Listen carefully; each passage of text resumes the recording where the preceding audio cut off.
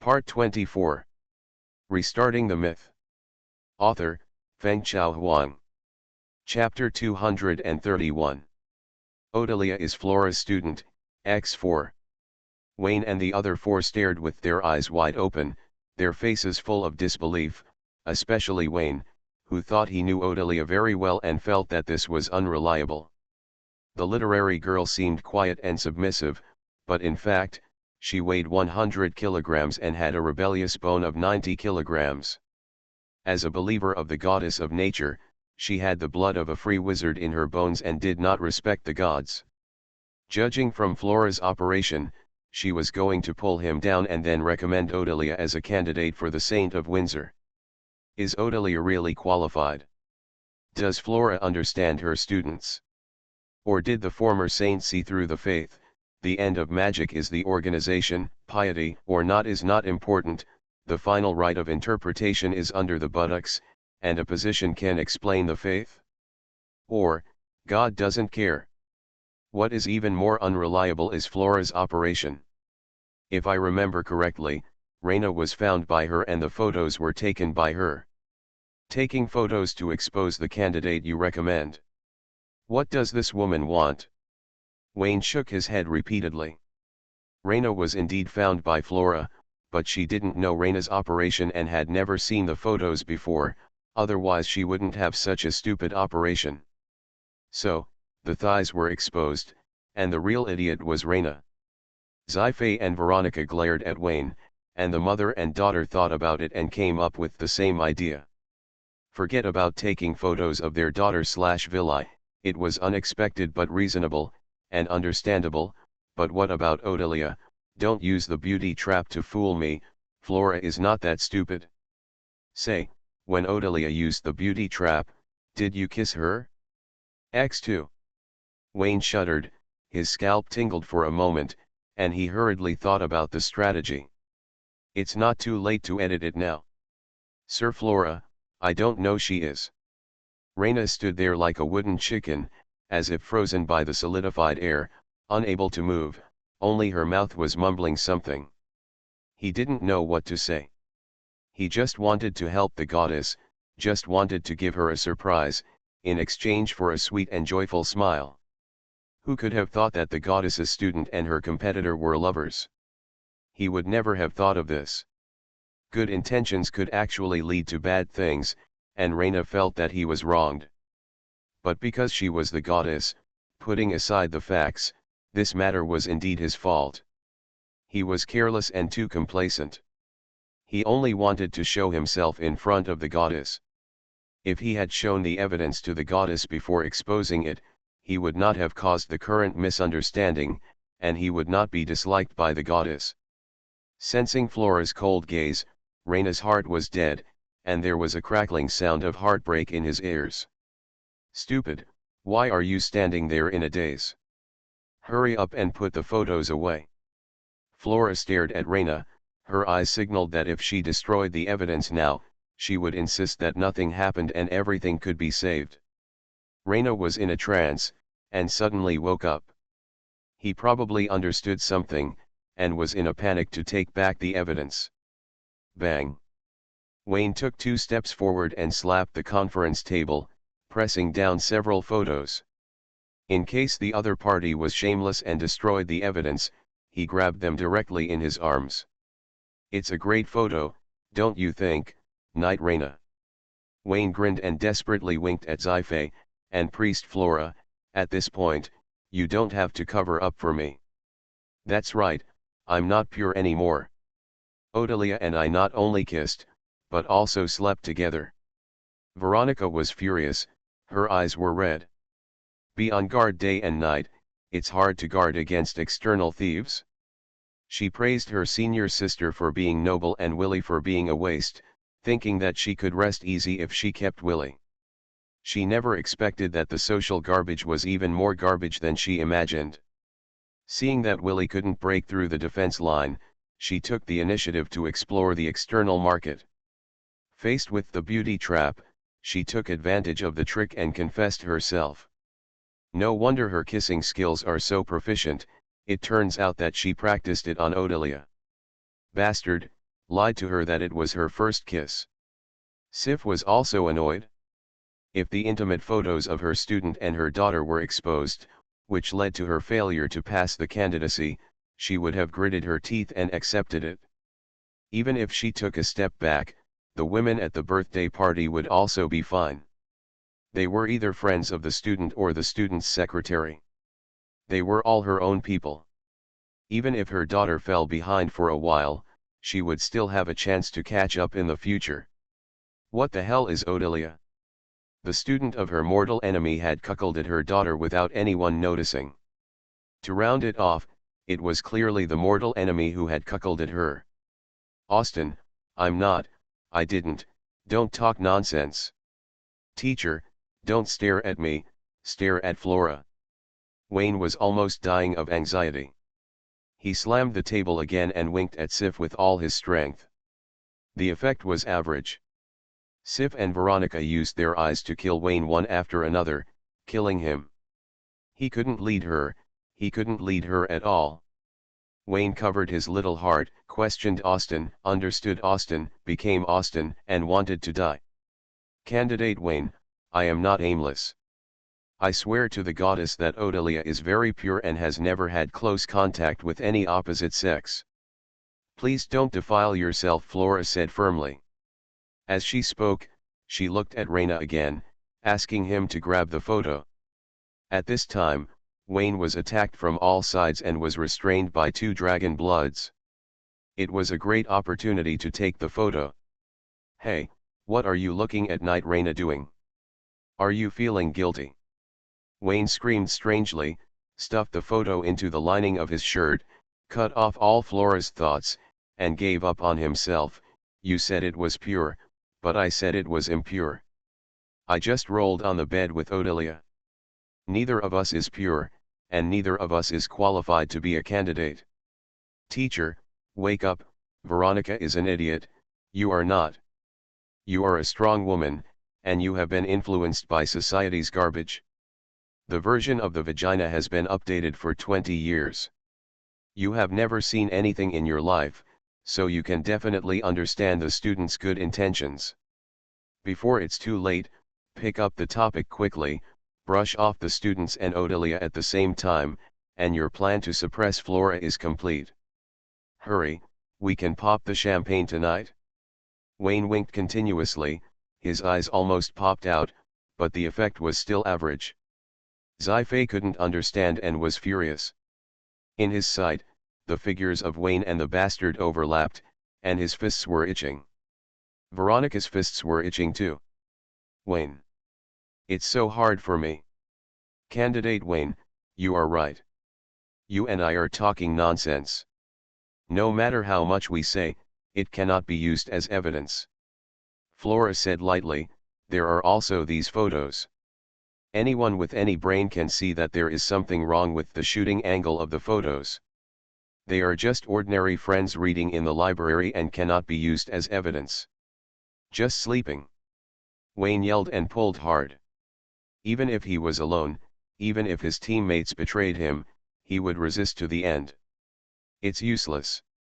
Whether it is or not, you will know after you try it. Flora said calmly, I'll call the students over and you two will confront each other. You, what's the point of confronting me? Girls are thin-skinned. If you confront her 10,000 times, she will still say she never slept with him, Wayne sneered. No, I still have a crystal ball in my hand, which comes from the church headquarters. Every saint has one to test whether the saint is pure.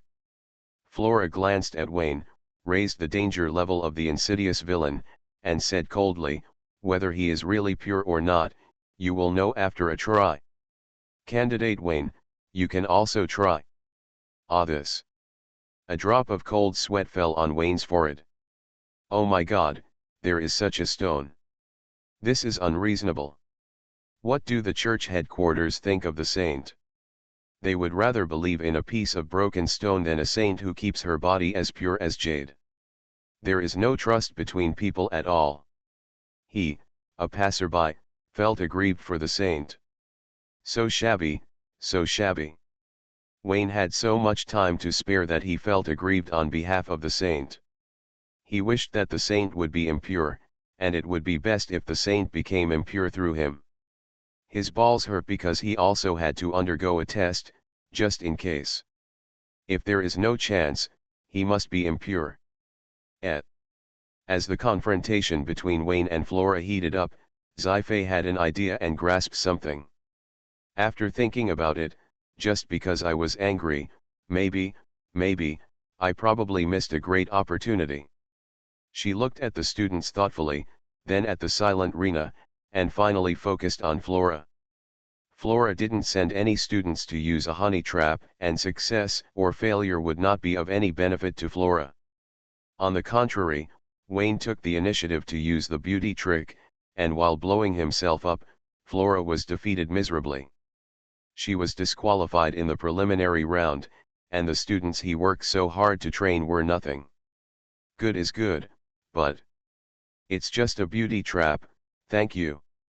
At this time, Veronica was still glaring at Wayne, thinking about the scene of sorting garbage after returning home.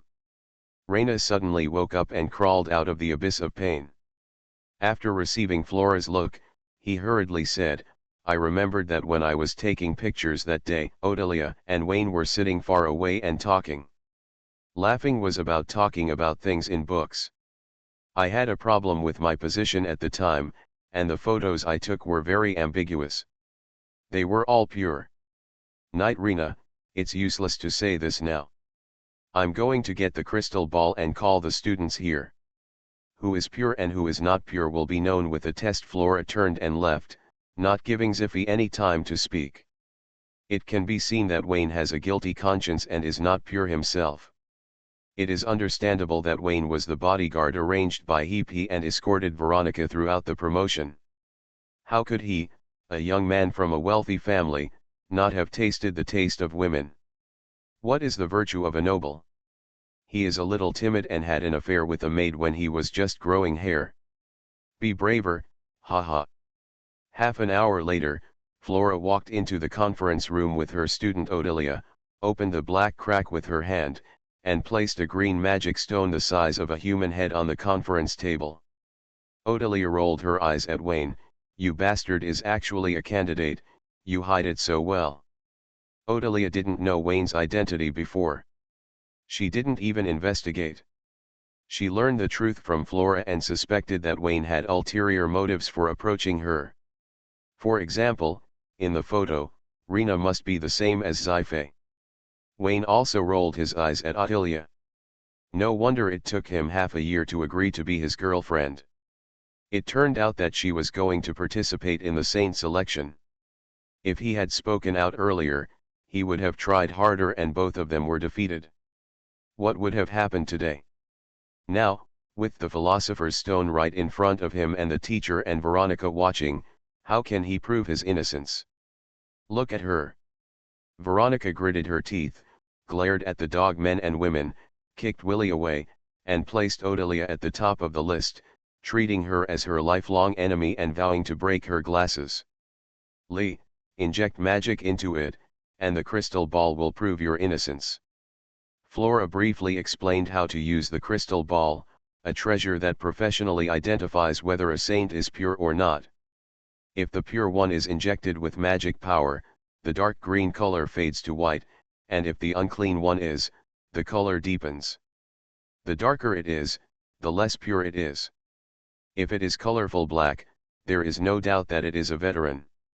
It has a single function and is trustworthy. Okay, teacher. Wait a minute, is this crystal ball really okay? Wayne raised his hand to express doubt, and hummed, is it possible that someone secretly controls it? Others are fine when they touch it, but it turns black when I touch it. Candidate Wayne, I will not joke in the name of the goddess. You can ask the high priest and Knight Reyna to check it. Flora raised her hand and touched the crystal ball without panic. As the magic power was injected, the dark green color in the crystal ball faded, and it was pure and white without any flaws, indicating that her mind, thinking, and character were pure, and had never been tainted. Reyna was overjoyed when she saw it. She was worthy of being his goddess, she was really too pure. He raised his hand to touch the crystal ball, injected magic power, and it was also transparent and flawless. He looked at the goddess with pride, and found that she didn't pay attention. He felt disappointed and a little aggrieved. It was Sci-fi's turn to check. She waved her hand to set up a barrier to block Flora's possibility of secretly controlling it. As magic power was injected, the color of the crystal ball did not change. It didn't turn black, but it didn't turn white either. Married women are like this. Sci-fi. Although she is married and has children, it doesn't mean that she is not pure. There is something wrong with this crystal ball, and it is deliberately targeting her. The two referees tested it correctly. The crystal ball is professional and can be used to test purity. Odelia has never done anything wrong. She raised her little hand, injected magic power, and the crystal ball was dazzlingly white. She is too pure. Flora's mouth curled up. Under her care, the student has grown up so big and has hardly talked to the opposite sex. Wayne is an exception, there will be no next time. It was the turn of the two candidates. Wayne had no expression on his face. Veronica was a little flustered. She stepped forward cautiously and raised her hand to inject magic. Veronica felt that she was a little impure. She had been seen naked by social scum, more than once, and hugging was the norm. Recently, she broke the taboo and was tricked into hugging and kissing by social scum. She felt. I hope it's not too dark, otherwise it will be too embarrassing. To Veronica's surprise, the crystal ball was glowing white. Although it was not as dazzling as Odelia, it was enough to prove her purity. Why is it like this? X3. Sci-fi looked depressed. It was because she was happy in vain. Her daughter was still the same daughter. There was no progress at all. Veronica tilted her head. It turned out that kissing didn't count. She was still pure. Wayne blinked. If he could pass this, then he. It's hard to say. It's probably not going to pass.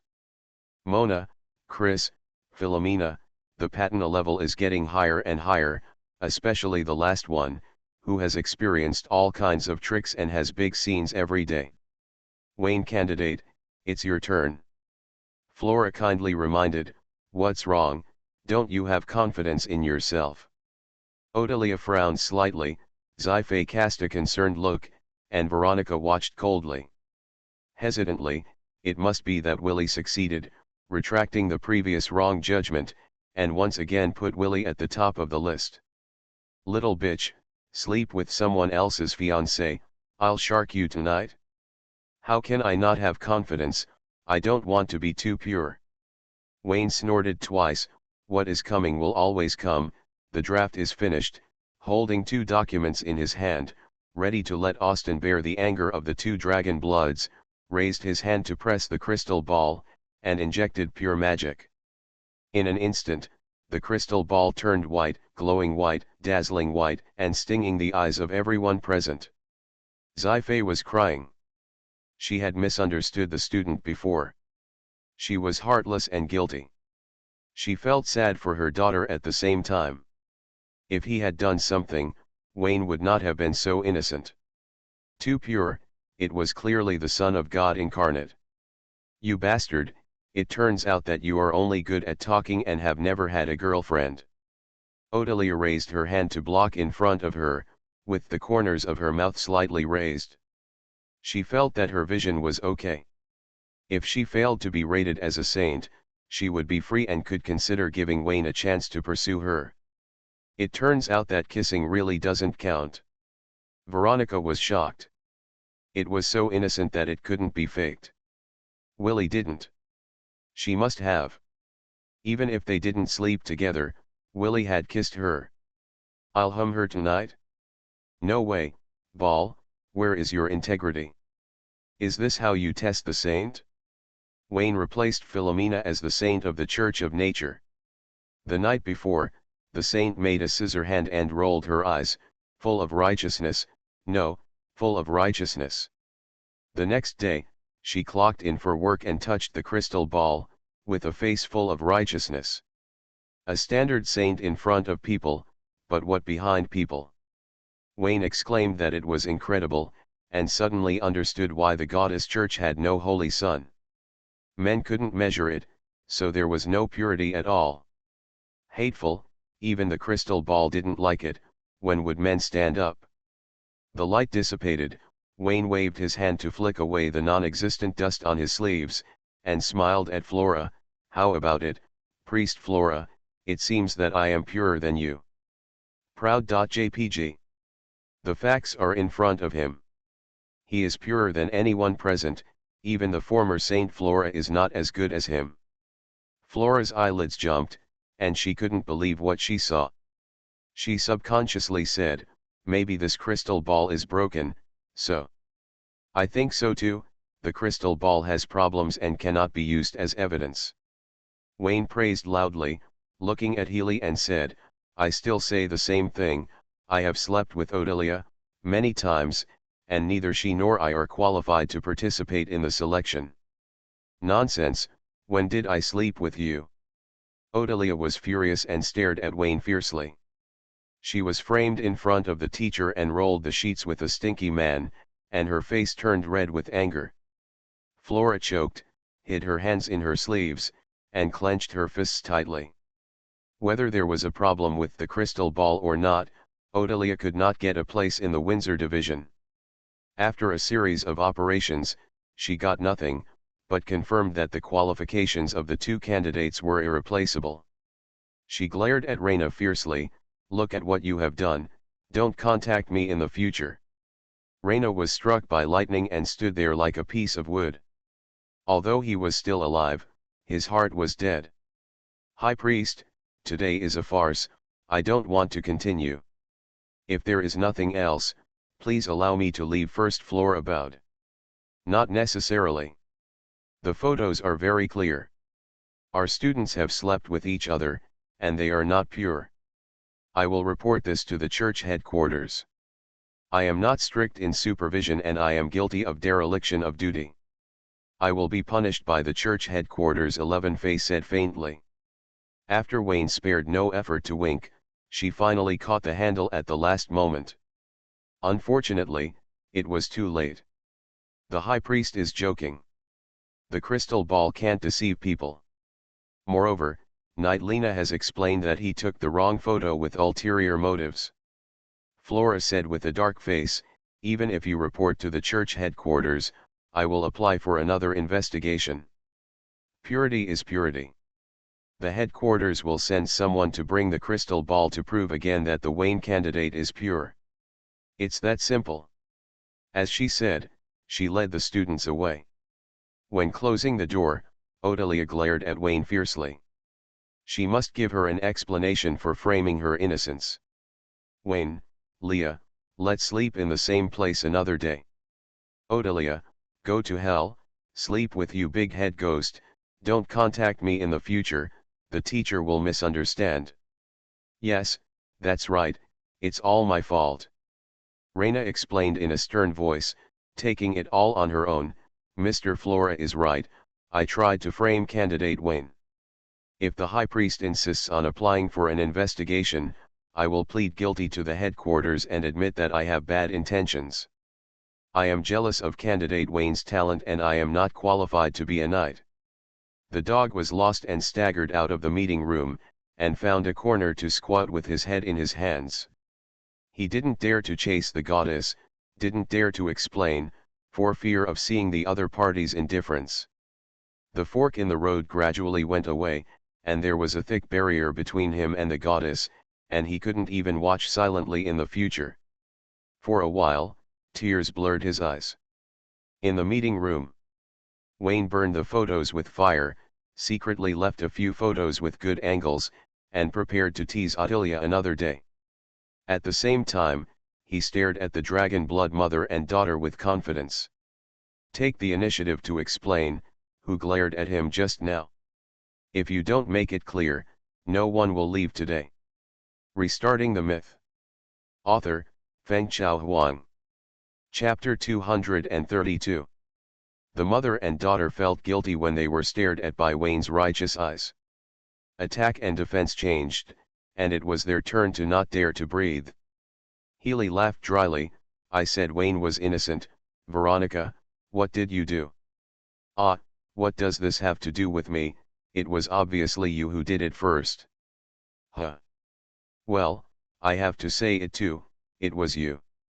Seeing Wayne sitting in the chair angrily, with a dark face and no words, the mother and daughter realized the seriousness of the situation, and they started to tell cross-talk to try to make Wayne laugh. As they talked, they moved towards the door little by little. Enough. Look at what you two have done. Wayne slapped the conference table, shaking with anger, and said fiercely, originally everything was fine. Rena produced the evidence, and Odelia and I were both out. Now, just because you two believed in the enemy and didn't believe in me, Flora seized the opportunity to turn the tables. Do you know how much I spent to dig out Flora's students, how much effort I put in to let Rena take photos, and who I did this for? Tell me, do you two want to piss me off to death? Wayne pounded the table and chairs, howling about his family's misfortune, and his aggrieved appearance made those who heard it sad and those who saw it cried. Hyphy and Veronica stood up obediently and bowed their heads. Hyphy hated herself for not living up to her expectations. As Wayne said, she didn't believe in her students. It's really wrong. What bad intentions could Wayne have? Blame Austin. His clothes and hairstyle are exactly the same as Wayne's. He is so good at substitution that she just recognized the wrong person. Bastard, I will beat you to death when I get back. Wayne, sister just cares about you and is afraid that you will fall into the honey trap.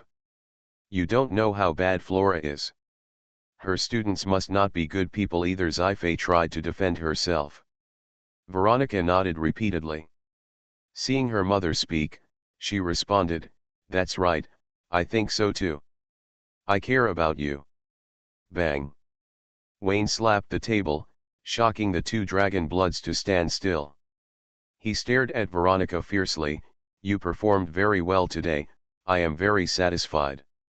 Wait, there are so many people, see how I will deal with you when I get back. I was wrong. Veronica looked bitter. She deeply realized her mistake and hoped that Wayne would not be angry again. Next time, she will insist on believing Wayne. Yes, it was all Willie's fault.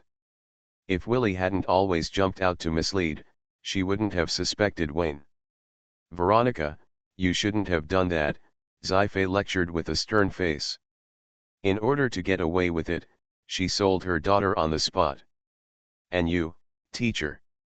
Wayne gritted his teeth and said helplessly after a while, I was very sad when you glared at me just now. I don't have a mother, and I have always regarded you as my mother. What happened? A few photos. I naively thought that only if Austin framed me and said that I had other girlfriends outside, and there were several of them, would you believe it? Austin is a family member and is the best at deceiving women. It's understandable that you believe his lies. I understand, but Lena is an outsider. An outsider, a few fake photos, you disappoint me so much. I thought you treated me as your son and would trust me without reservation. That's not the case, good boy, listen to my explanation, it's all Austin's fault. Sci-fi took 2 steps forward, hugged her son and explained. Wayne.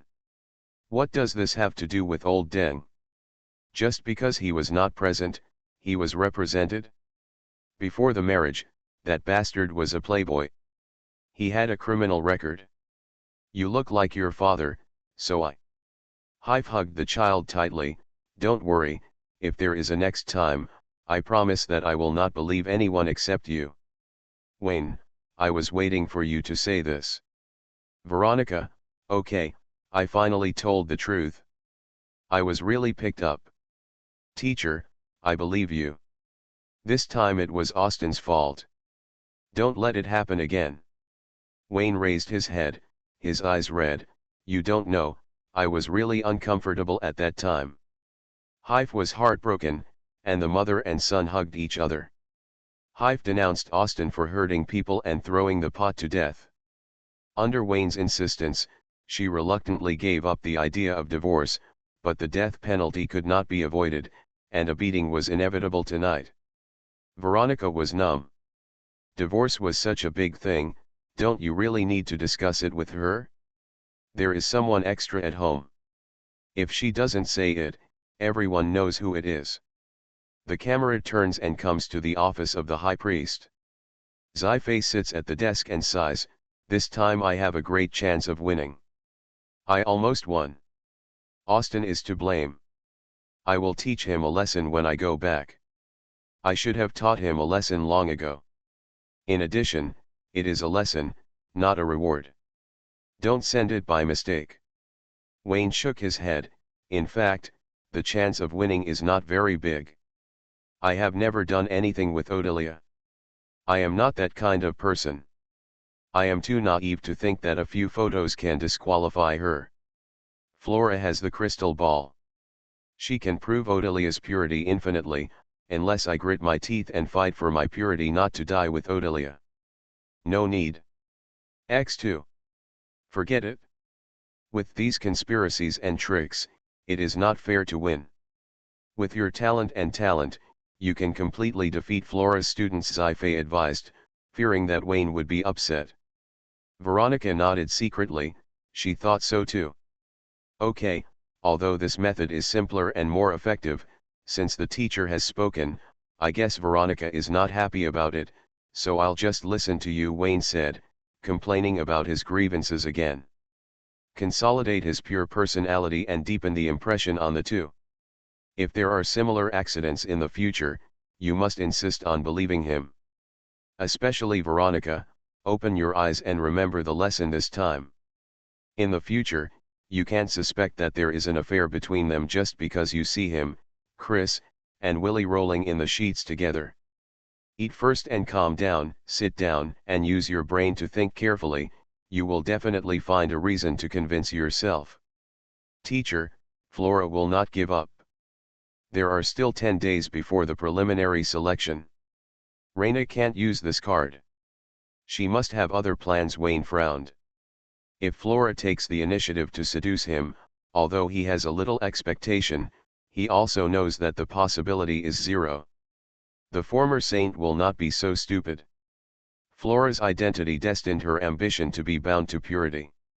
Once she loses her purity and is caught by political enemies, she will only be a priest for the rest of her life.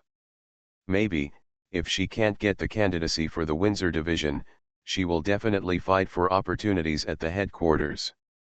Hype analyzed that Flora's desire for power is extremely great, and the senior executives of the headquarters are all the same, and no one is much better.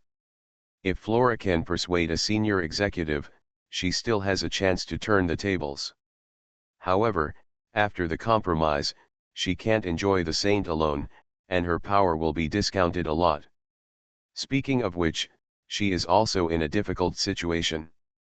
Hype sympathized, she was not a person who valued power before, a little bad, but not so excessive. She has become like this now, nothing more than staying in the headquarters for a long time. Teacher, this idea is not good. Wayne reminded in time that Flora was cruel and ruthless. In order to sit on the position of high priest, she pretended to be Hype to seduce the two knights of darkness and death. If the knights were not so deep, they were all close to Hype, and maybe the women would really succeed. I know, either don't offend her, or offend her to death, so that she has no chance to turn over. Sci-fi nodded, she understood the reason, she just felt sorry for her former good sister. The student who defeated her, after these 20 years, she will have no chance in the future, and can only work honestly under me. Sci-fi thought about it, Flora was at her mercy, and she couldn't help laughing. Teacher, she clearly wants to kill you. Wayne opened his mouth, unable to reveal this information, and decided to go back and discuss it with Austin. Anyone can do it, transform into the Dark Knight, and put Flora in a cement barrel and sink it in the river when it gets dark. He watched and was responsible for dealing with Odelia, tying her up and tying her up in the basement. Is it too beastly? Wayne looked gloomy. It was indeed too beastly, and he was ready to go back and remind Austin. With him around, Odelia can't become a saint, and Flora is doomed to lose. She can't seek the power of the saint, and she must change her track to seek the position of the high priest. At that time, the knights will join forces to set a trap and trap Flora. As long as she has an idea, she will be dead. Wayne is simple-minded and not good at setting a trap, so he decided to leave it to the shrewd Austin. Teacher, I will definitely defeat Odelia and let Flora be your little brother for life. Wayne made a promise, and then looked at Veronica fiercely. Come on, go home with me, it's time to receive your reward. I don't want to go home now. Veronica shook her head like a rattle, and flashed to Xiphay's side. I have to accompany my mother to work overtime today, you go back by yourself, just in time your father is at home. I'm going to get off work now. Mom, Wayne wants to bully me, how can you? Veronica looked at her mother in horror. Her little heart was clenched into a ball, but she found that Xiphay didn't even look at her. It's a real deal. Don't be afraid, Wayne won't do anything to you. That's right, no one will die. Landau Manor, the eldest lady's villa. Wayne stood by the window, watching the shadow fly into the grove, and nodded with satisfaction. As experienced as Austin is, he either doesn't fly or flies high and far. He definitely can't do it. LE.JPG. Veronica sat on the sofa with her legs hugged, looking at the social scum warily, fearing that there would be a spanking next.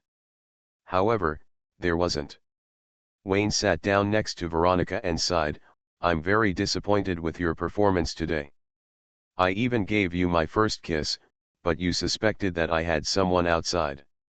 I still feel pain from stepping on me. These words made Veronica's morale plummet. She realized her mistakes again and whispered, it's all Willie's fault. Good guy, the teacher blamed Austin, and you blamed Willie. This is also a dragon blood inheritance, right? What does it have to do with Willie? You have to admit your mistakes and stand firm when you are beaten. Willie and I are innocent. Don't always think of making excuses. Wayne relied on the crystal ball to testify, and he was full of confidence. The red scarf on his chest became brighter. She just likes you. Veronica lowered her head. She liked you from the beginning, deliberately approached you, and let you take advantage of her. She has always been against me. According to the statement, she came first, and it is clear that you stole your best friend's boyfriend. And you stole it? Wayne complained in his heart, held Veronica in his arms, pressed down with a deep kiss, and said after a moment, how is it, do you remember who Willie is? I remember. Then come again. After 5 times, Veronica was in a trance and had forgotten who Willie was, and hoped that Wayne would forget it as soon as possible. By the way, the two of us have obviously kissed, why didn't the crystal ball react? Veronica lay in Wayne's arms, she still couldn't figure out this question. Plus, if a crystal ball couldn't prove it, Willie must have kissed Wayne. And that little bitch wearing glasses, with a face that needs repair, her fists itch just thinking about it, so she must have kissed him. Impossible, they have never kissed. After listening to Veronica's complaints, Wayne laughed repeatedly. If Chris was added to the list, he would not laugh so loudly. In front of Veronica, he also swore to the goddess that he had never kissed her, not even once, otherwise he would be struck by lightning. Veronica was satisfied, hugging the garbage of society with a happy face, and then said, it doesn't happen now, it doesn't mean it won't happen in the future. In the future, you come again, do you really have no trust at all? Veronica turned her head and looked aside. She didn't blame her. The social trash was so attractive that it made her feel insecure. By the way, you haven't said why the crystal ball didn't respond. This is not simple. Wayne held Veronica's shoulders, kissed her forehead lightly, and said happily, "The goddess thinks our love is pure, and the holy light is proof of it." Veronica's heart melted. She pushed the fragrant social garbage on the sofa and buried her head in his arms. The smile was indecent and tarnished the image, and he didn't want Wayne to see it. That's it, gone. Wayne lamented that the magical girl was too pure, and he had to refresh the progress bar at the critical moment. A princess carried Veronica to the bathroom. "Asshole, what are you going to do?" "Put me down quickly." Veronica kicked her legs repeatedly. She didn't know what she thought of, and the tips of her ears turned red. Unmoved, Wayne raised his feet and closed the bathroom door. Click. "Grove. Hey, you're still here." Wayne came to the grove refreshed and fragrant. He looked down at Austin and raised his eyebrows. "Why haven't you seen Megan today? Logically speaking, she should give you a bandage." Alston, spoken. "That's a good question. He also wants to know why. How doin', why do you want to beat him?" His reward today made Austin say that it was unbearable. It was too powerful and was beyond the scope of reward. It was completely a punishment level. "Sci-fi said that I deserved this punch, and it was for you." Austin got up from the ground, patted the dirt on his body, and looked embarrassed. "So, what nonsense are you talking about again?" "There is no nonsense. The love between mother and son is deep, okay? Today I was wrongly accused and had a girlfriend outside. The teacher beat you up in anger. It's that simple. Didn't understand." In addition, although he did not know what happened, Austin was very convinced that there was no injustice and that Wayne really had many girlfriends outside. He waved his hand and set up a soundproof barrier, asking Wayne to explain clearly. "I won't tease you anymore. The situation is like this." Wayne told the story of the cause and effect and frowned. "That bitch has no good intentions. Keeping her will always be a disaster. It's better to do it sooner rather than later. Why don't you go?" Austin sneered and said disdainfully, "You are a student who covets Flora. You think she is in the way, so you ask me to come out and kill him. What a clever name. You really have the spirit of chivalry. Whatever you say, Flora did have the idea of murdering the teacher, and she took action. I know it's useful to keep it, otherwise she would have died long ago." Wayne raised his eyebrows. "How to use it? Can you elaborate?" "Natural church, no, none of these churches are good. Ziffy shouldn't fall into it.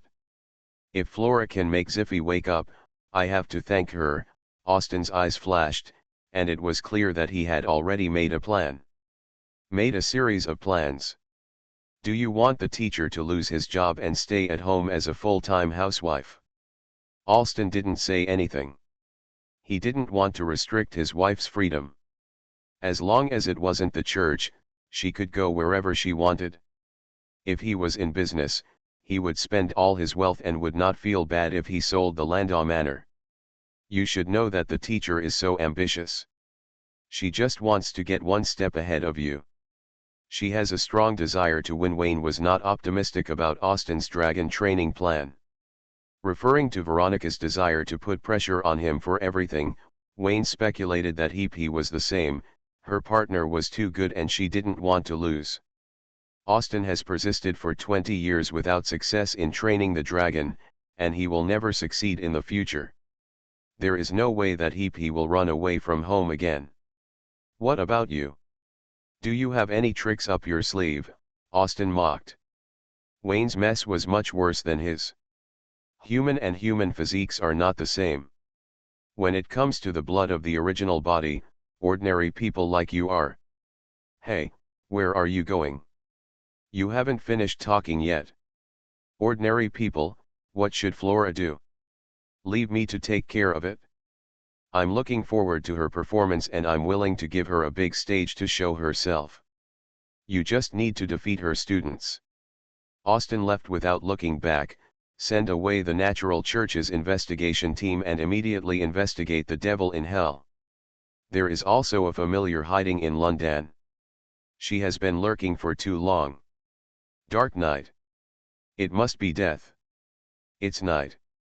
Wayne returned to Landau Manor and wanted to stay in Veronica's bedroom for the night, but the latter punched too hard and accidentally fell into the woods.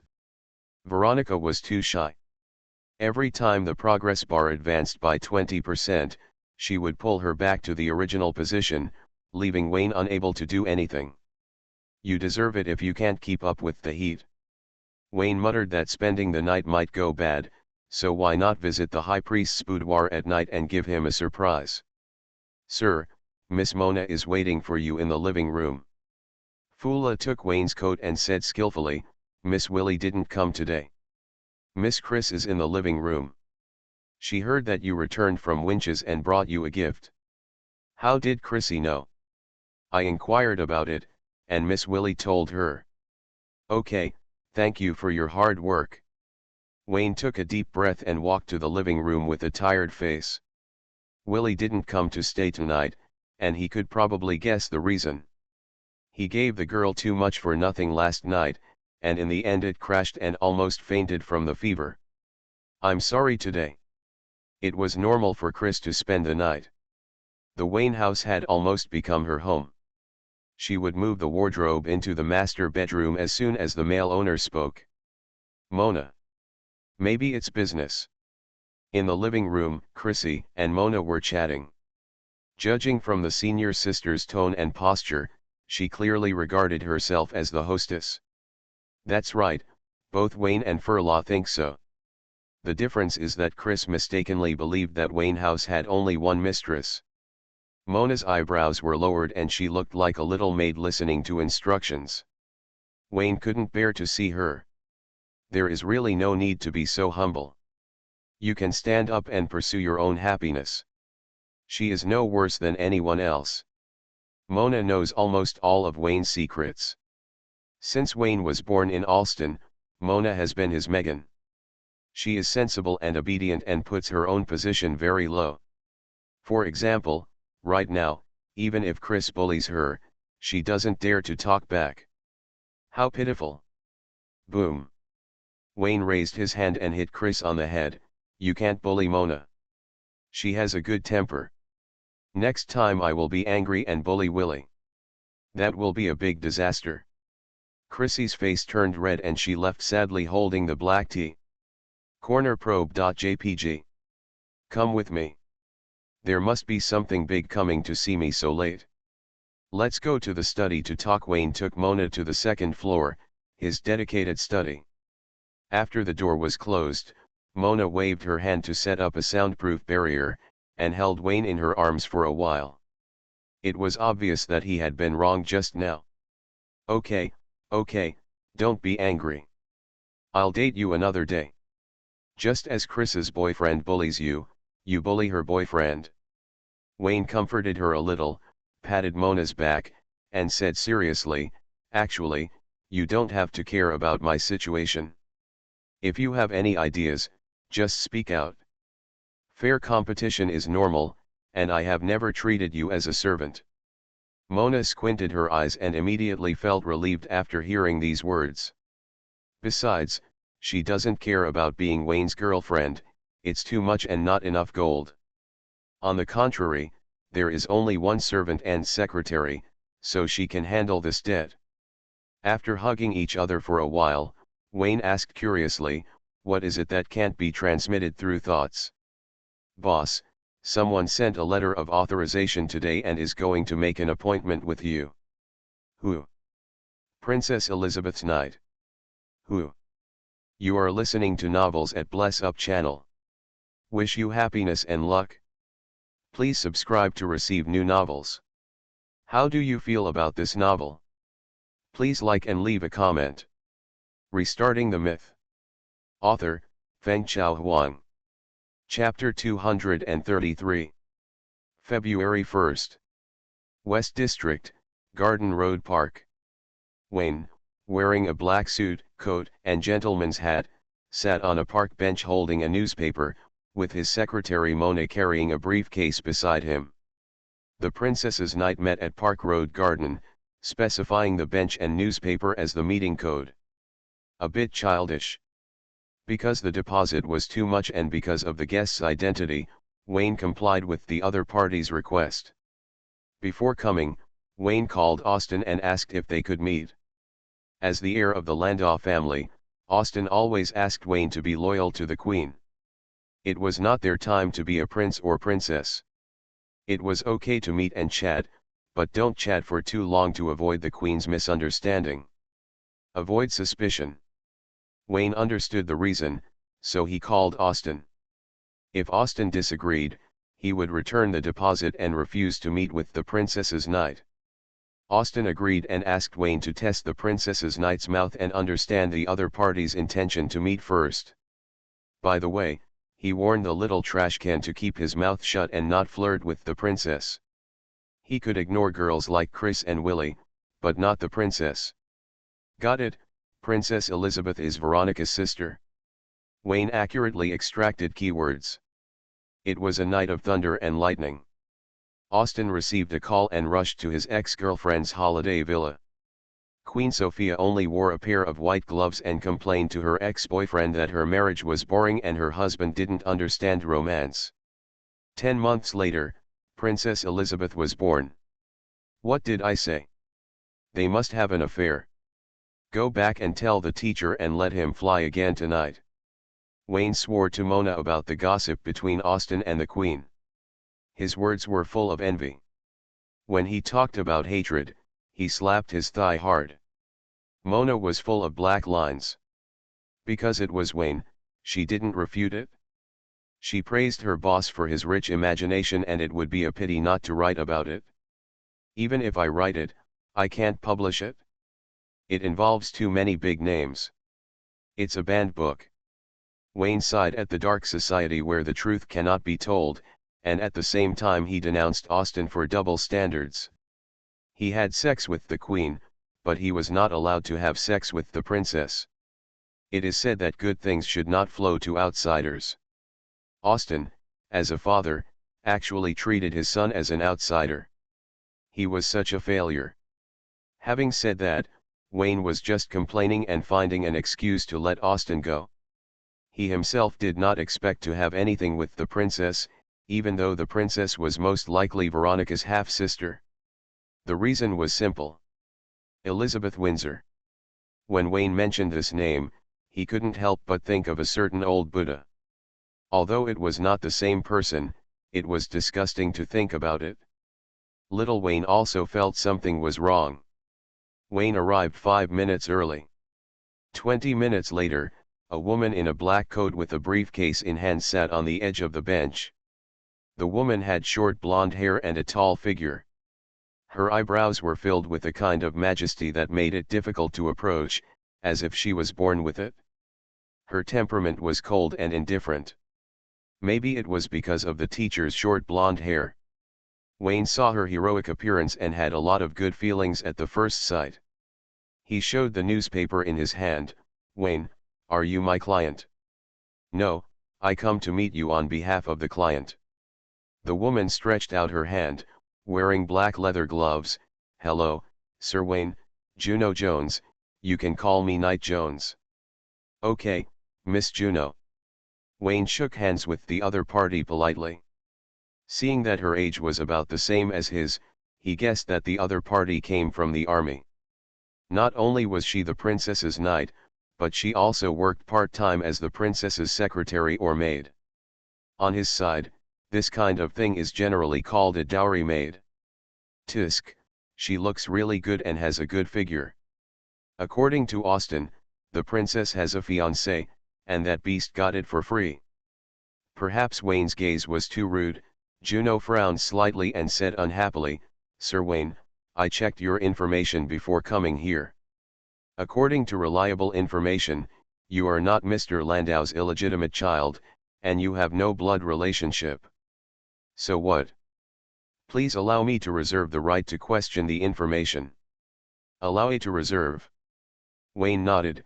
Rumors are like a flood, he no longer wants to explain. It's all Austin's fault. Why does he have to look like him? Even Veronica has been complaining recently, joking that she was picked up. Sir Wayne. Just call me Wayne, keep it simple. My name is Juno, and I hope we can have a pleasant cooperation. Wayne and Juno were not familiar with each other, and he did not want to brush her progress bar, so he said straight to the point, according to what you said, you are the knight of Princess Elizabeth. Can you prove it? I don't mean anything else.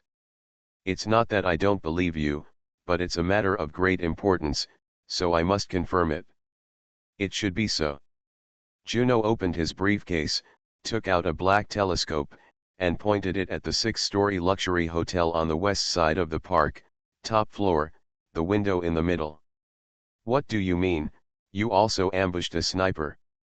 Wayne did not take the telescope, but looked at the top floor of the hotel with supervision. The surrounding scenery quickly receded, and a blonde woman holding a telescope was seen at the middle window. The woman put down the telescope, smiled slightly, and waved to Wayne. The long golden hair was tied up, and she was dressed in a formal dress. Her appearance was somewhat similar to Queen Sophia.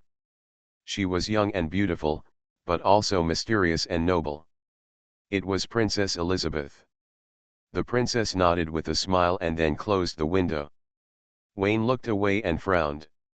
The princess nodded 3 times and then closed the window. He seemed to have seen the speed pass guide somewhere. Sir Wayne. Just Wayne, my medal is a knighthood. We are both knights. There is nothing to be polite about. Wayne said casually, when the princess becomes the queen, you will also be a dame, and you will be a close minister. Then I will have to count on your kind words. Juno's expression changed and he said coldly, Sir Wayne, you are not an ordinary person. You are the heir of the Tulip family. Please do not argue for the throne. It's okay. I said similar things to the prince. They were just polite words. The princess wouldn't take them seriously. Juno took a deep breath, and in order to keep up with Wayne's pace, her cold face calmed down, and she skillfully switched to an official diplomatic expression, and said with a slight smile, Wayne, I have proven my identity, let's talk next. Entrusted? Okay, but let's be honest, the identity you represent is extraordinary, and I may not accept this commission. Wayne glanced at Mona, asking her to learn from it and see how they manage it. Expressive. As it should be. Juno didn't waste any time and said bluntly, according to reliable information from the Ministry of Magic, you had 2 conflicts with the devil, one in Dragonheart Island and one in London. The undercover was very successful and provided a lot of information to the Holy See. That's what happened, but I am not familiar with Heavenly Father's Holy See. I have always been loyal to the Minister of Magic.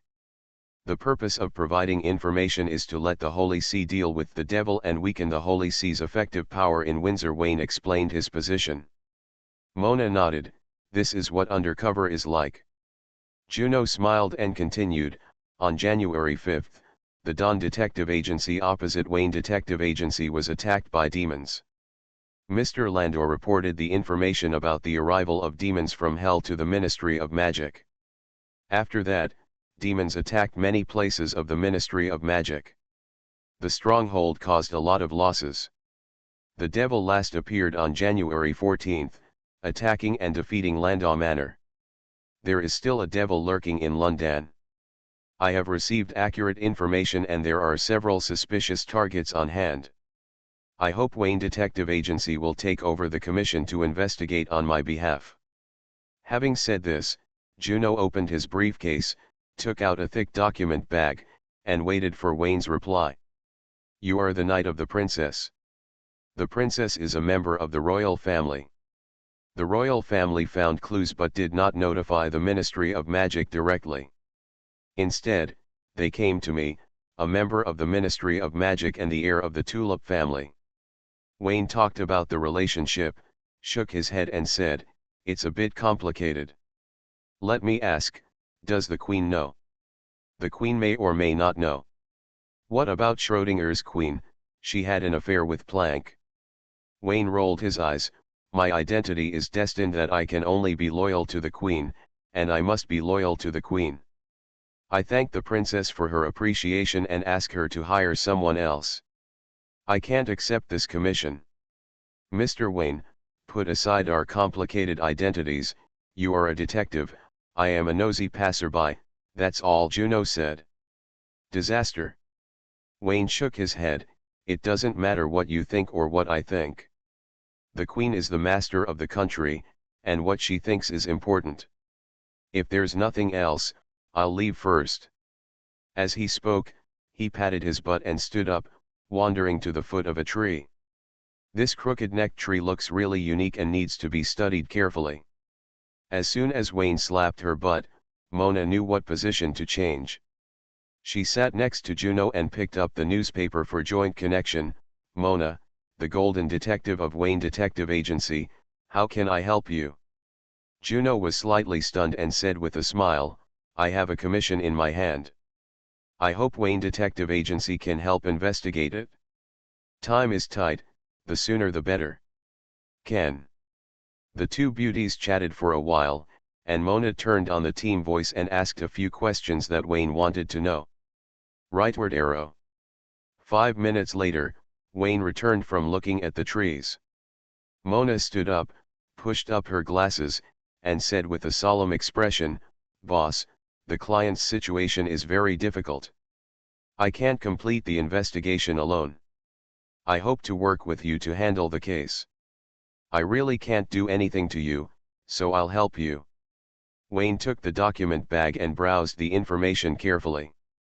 After a moment, he put the document bag back into Mona's arms expressionlessly. You investigate first.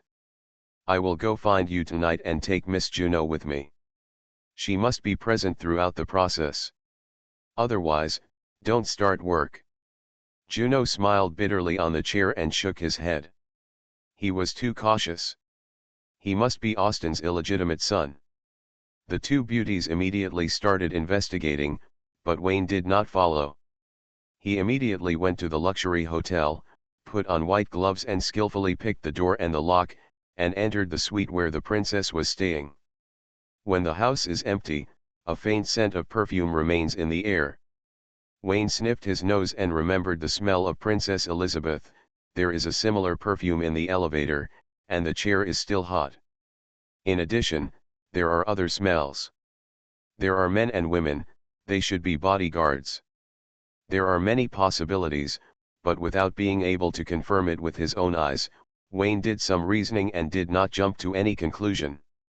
As far as the smell of the scene is concerned, I am very sure that the princess is very pure and did not have a silver party in the suite. When the camera turned to the Landau Manor, Wayne analyzed his guess rationally. Austin's face was expressionless and the smile gradually disappeared from his face. After working for a long time, you only found this? I also wanted to check other things, but there was no hair left at the scene, and no one used the bathroom. Not to mention a piece of toilet paper, not even a single fingerprint was left. Wayne asked curiously, whether the other party is a real princess or not, we can't make a conclusion at present, but the information provided by Knight Juno is very interesting. One of the targets of investigation is Prince Edward. We might as well be bolder. The other targets are fake. The princess's investigation target is only the prince. Queen. I asked, the Queen may know, or she may not know. Wayne blinked and said excitedly, assuming the Queen knows, the princess is worried that the impact will be bad and it will become a stain on her ascension to the throne, so she didn't go through the official process.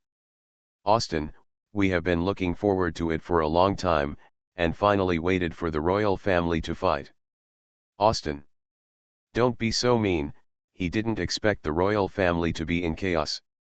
Besides, what kind of internal fight is this? Just like Prince Edward, as long as the Queen is not crazy, the next king will still be the Queen. Austin can see that the heir chosen by his wife and daughter is rebellious and has no respect for the royal family. Although he doesn't respect it that much and puts his family before the royal family, He has good acting skills and has never thought about watching the excitement of the royal family. Don't say such things anymore. You're such a good actor. Is it hard for you to pretend to be a loyal and patriotic knight? There's no one here. Wayne was halfway through his words when he looked at the door of the study outside the soundproof barrier. Megan isn't either. We're all family. So tell me the truth. Is Princess Elizabeth Veronica's sister? How is that possible? How is that possible? They look so much alike, almost identical. Ah. The hairstyle is exactly the same. Austen was too lazy to pay attention to Wayne and simply said, "Let your secretary investigate. Don't do anything. The water is too deep. If you can avoid showing up, don't show up. Even if you show up, you can't use your current face. Dark Knight. Okay, I understand what you mean." Wayne was bored, shrugged, and changed his routine and asked, "Assuming that the previous speculation is true, the princess has obtained the Queen's authorization to secretly investigate whether Prince Edward is involved with the devil. Why did the princess look for me? Aren't you going to explain it?" Wayne's meaning is very simple. Why does the princess have to look for the Landau family? Has the princess guessed who her biological father is? I'll say it for the last time. I have nothing to do with the princess, nor with the Queen. Austen glared at Wayne fiercely, determined not to give him the opportunity to spread rumors, and then frowned. He didn't think this problem through. Didn't you think it through? Yeah. Let me remind you, think about the princess' birthday. Were the protective measures not taken that night? It's endless, right? Austen tightly grasped the ancient silver coin. Enough, let your secretary investigate. You are not allowed to participate. The investigator of the Church of Nature is still in Randane. Don't get too close to the royal family. Wayne was very disappointed that he didn't get the desired result, but he didn't care. He would find the teacher to tell the truth later and make it clear that Austen and the princess were father and daughter. Wayne left the study and planned to go home directly. He met Monica, who was lost. He followed her all the way and was caught by Veronica. Because of the crystal ball, Veronica was in a very good mood and rewarded Wayne for 2 hours. The Dragon Blood Girl's reward method is quite alternative. Unlike ordinary girls, she expresses intimacy with fists. She dragged Wayne to the underground base and practiced for 2 hours. Wayne was sweating all over and went to the bathtub of the eldest lady's villa to soak. When he was waiting for him to leave Randane Manor, it was already 6 o'clock in the evening. He walked down the sewer to Mona's house, took out the key to open the door, and went to the second floor with ease. There was a sound coming from the bathroom. Wayne looked at himself, who smelled delicious, and decided to take another bath. "Boss." Just as he unbuttoned his clothes, Mona's voice came from the side. Wayne looked strange and pointed to the bathroom. Who was inside? Was it his best friend Nancy? It was Ms. Juno. Why did you take her home? Wayne wondered. "Boss, you asked that Juno must be present during the investigation." Mona blinked and pointed to the next room. Wayne didn't understand what she meant and followed her curiously. Unexpectedly, there was a soundproof barrier when he entered the door. Hiss, hiss, hiss. "Well, did you find anything today?" The investigation progressed very quickly. Several small targets were eliminated, leaving only Prince Edward as a target, Mona said incoherently. "I knew it." Wayne frowned. The princess dragged the Landau family into the water under the guise of investigating the devil. Not to say that she had ulterior motives, but she definitely had bad intentions. This is not good. The Death Knight can't make extra money, and the Dark Knight can't get kickbacks. Maybe you can investigate as a Death Knight. Mona, don't be too aggressive in investigating the prince. You are an excellent detective. If you find clues or suspicious places, give them to Juno for reasoning. If she is a fool, guide her to reason, Wayne said briefly, asking Mona not to rush to the front. What if she is pretending to be stupid? Then delay it. She must be more anxious than you. Mona disagreed. The target of the investigation involved the devil, and she was really anxious. Don't worry, I will change my identity and investigate separately. When you meet me, remember to pretend that you don't know me. Wayne patted his head. Investigate the prince's itinerary, where he often stays recently, who is around him, and find a way to let Juno provide information and hand it over to me as soon as possible. Understood. At the same time, Prince Edward, who was regarded as his own, was exchanging thoughts with the beauty in the villa. The black-haired beauty was named Shanda, a distant relative of Mayor Angelo. Prince Edward insisted on being shameless and finally got the beauty back, letting Shanda climb onto his high limbs.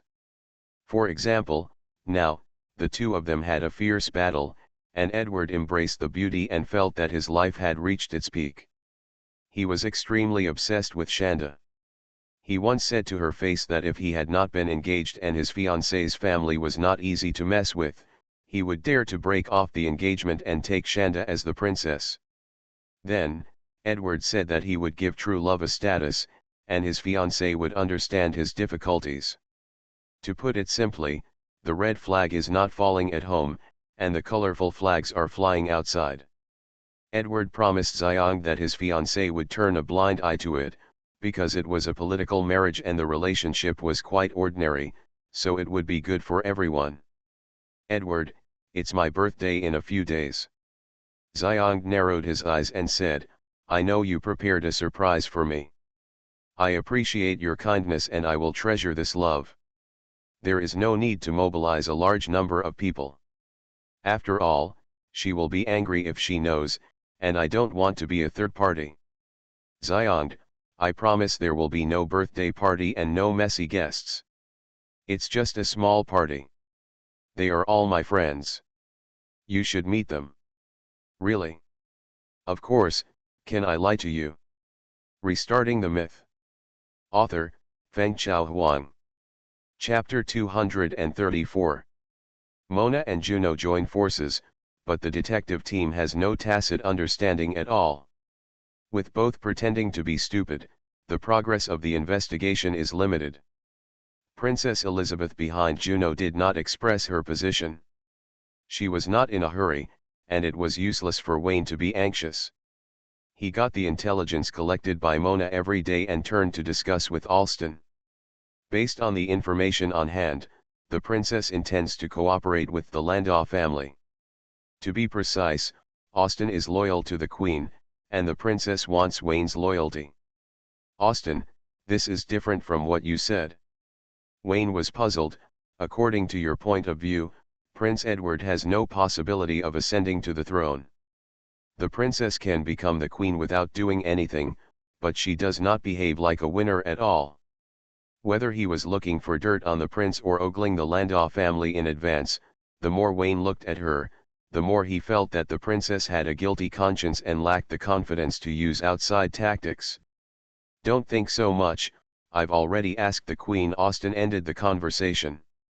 What did the Queen say? No statement. Alston played with the ancient silver coin. The Queen has not expressed her position, but the princess's investigation is still continuing, which means she knows about it. As for choosing the Landau family, I have no idea yet. The Landau family is loyal to the Queen and will also be loyal to the King in the future. There is no need for the princess to be so anxious, just wait patiently. And with the Queen's knowledge, even if the princess flirted with her until her eyelids twitched, the Landau family couldn't see anything. I have to say, find a scapegoat. Impossible, the Queen already knows it. Based on Austen's understanding of Princess Elizabeth, she has means, strength, and a shrewd mind, making her an excellent heir to the throne. Such an operation that subdues her wits does not seem to be the work of a princess. The princess knows what I'm talking about. She wants to test whether your biological father is worth looking forward to, Wayne said firmly. Austen ignored him and said instead, I think he has already told you that the Nature Church's investigation team has left London and your candidacy has been stabilized. When the process at the Nature Church headquarters is completed, in the next period time for you to head to headquarters. The teacher said it, and also mentioned Flora. She took her annual leave and took the students out of London. If everything goes well, she went to the headquarters to make connections. Wayne curled his lips and thought about Flora showing her thighs everywhere. Picture. Otherwise, apart from her status as a former saint, what leverage does she have? I remember you said that 2 members of the Natural Knights came to the investigation team. They didn't know who the other was. Austin said slowly, be careful, maybe the deputy leader is targeting the Death Knight. Come. The Dark Knight, he's the most wanted criminal.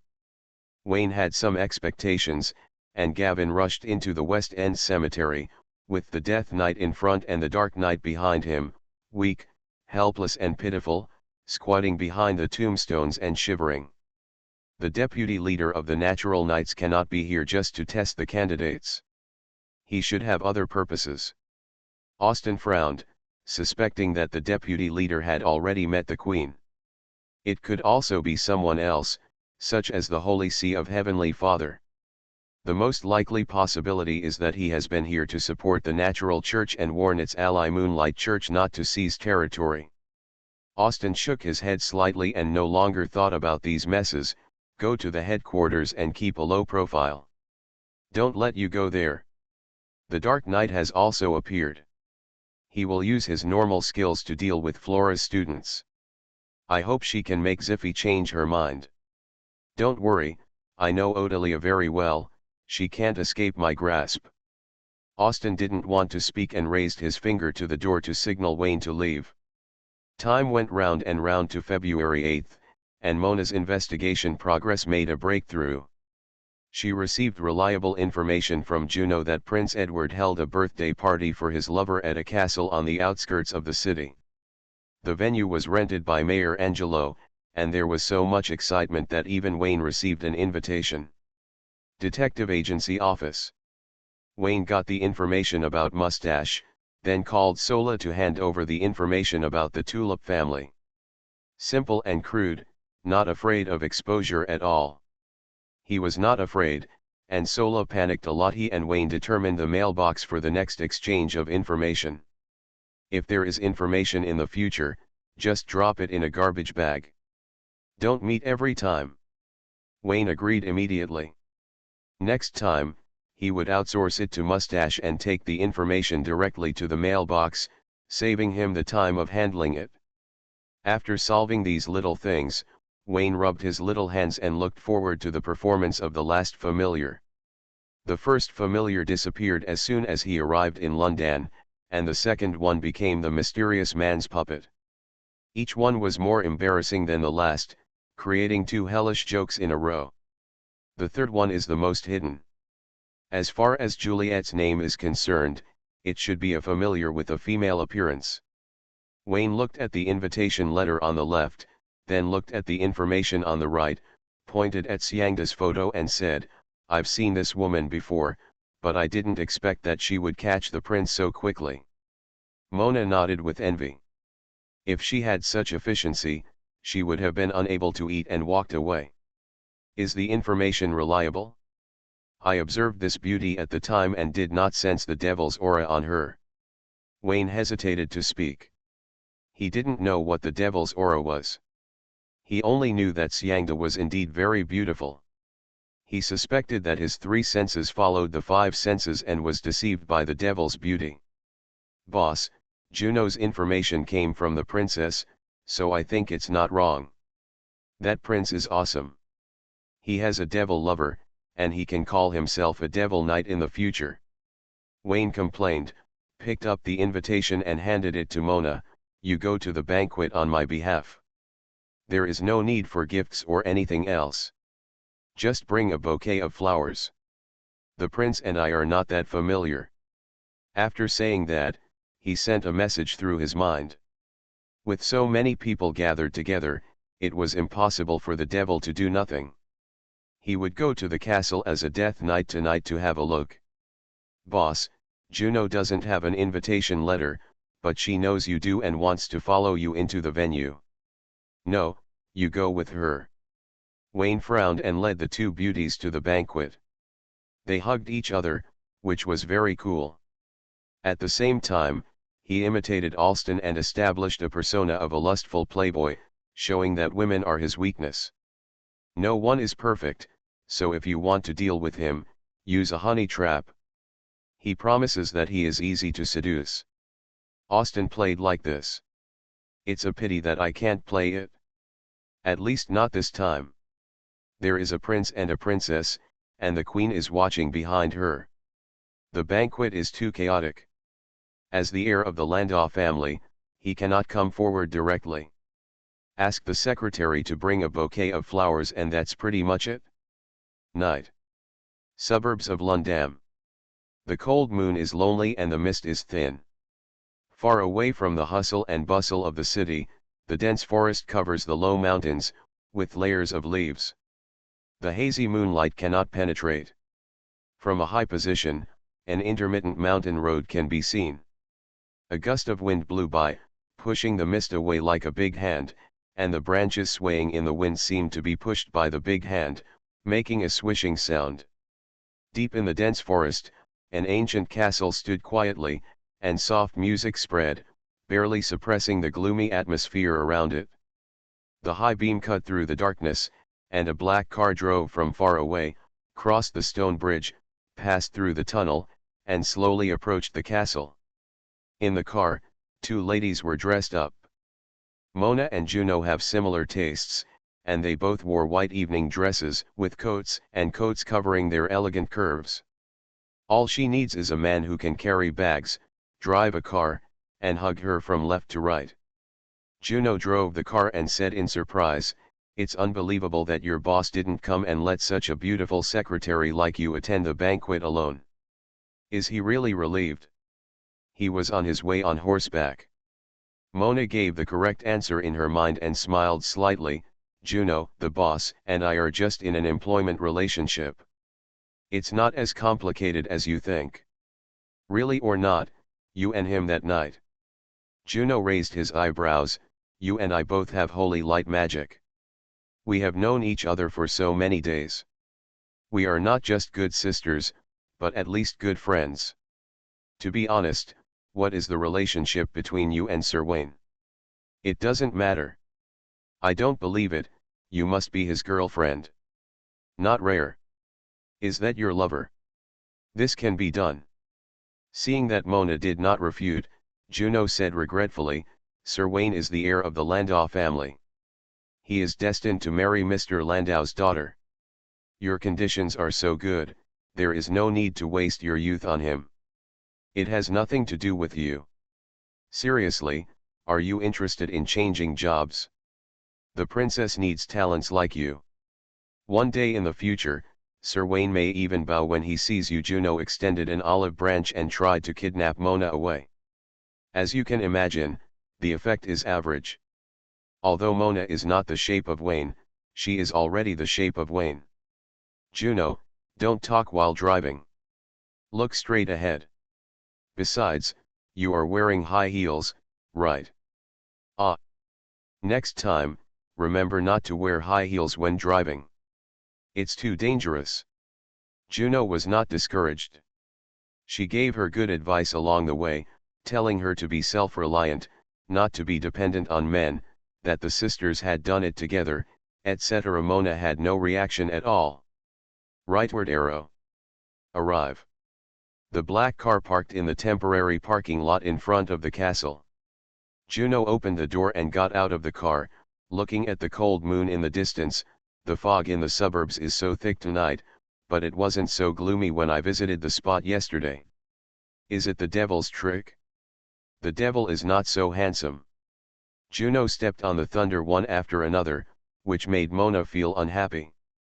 She walked to the castle gate with the invitation letter and gave today's gift by the way. A bouquet of flowers. "Is this your boss's gift?"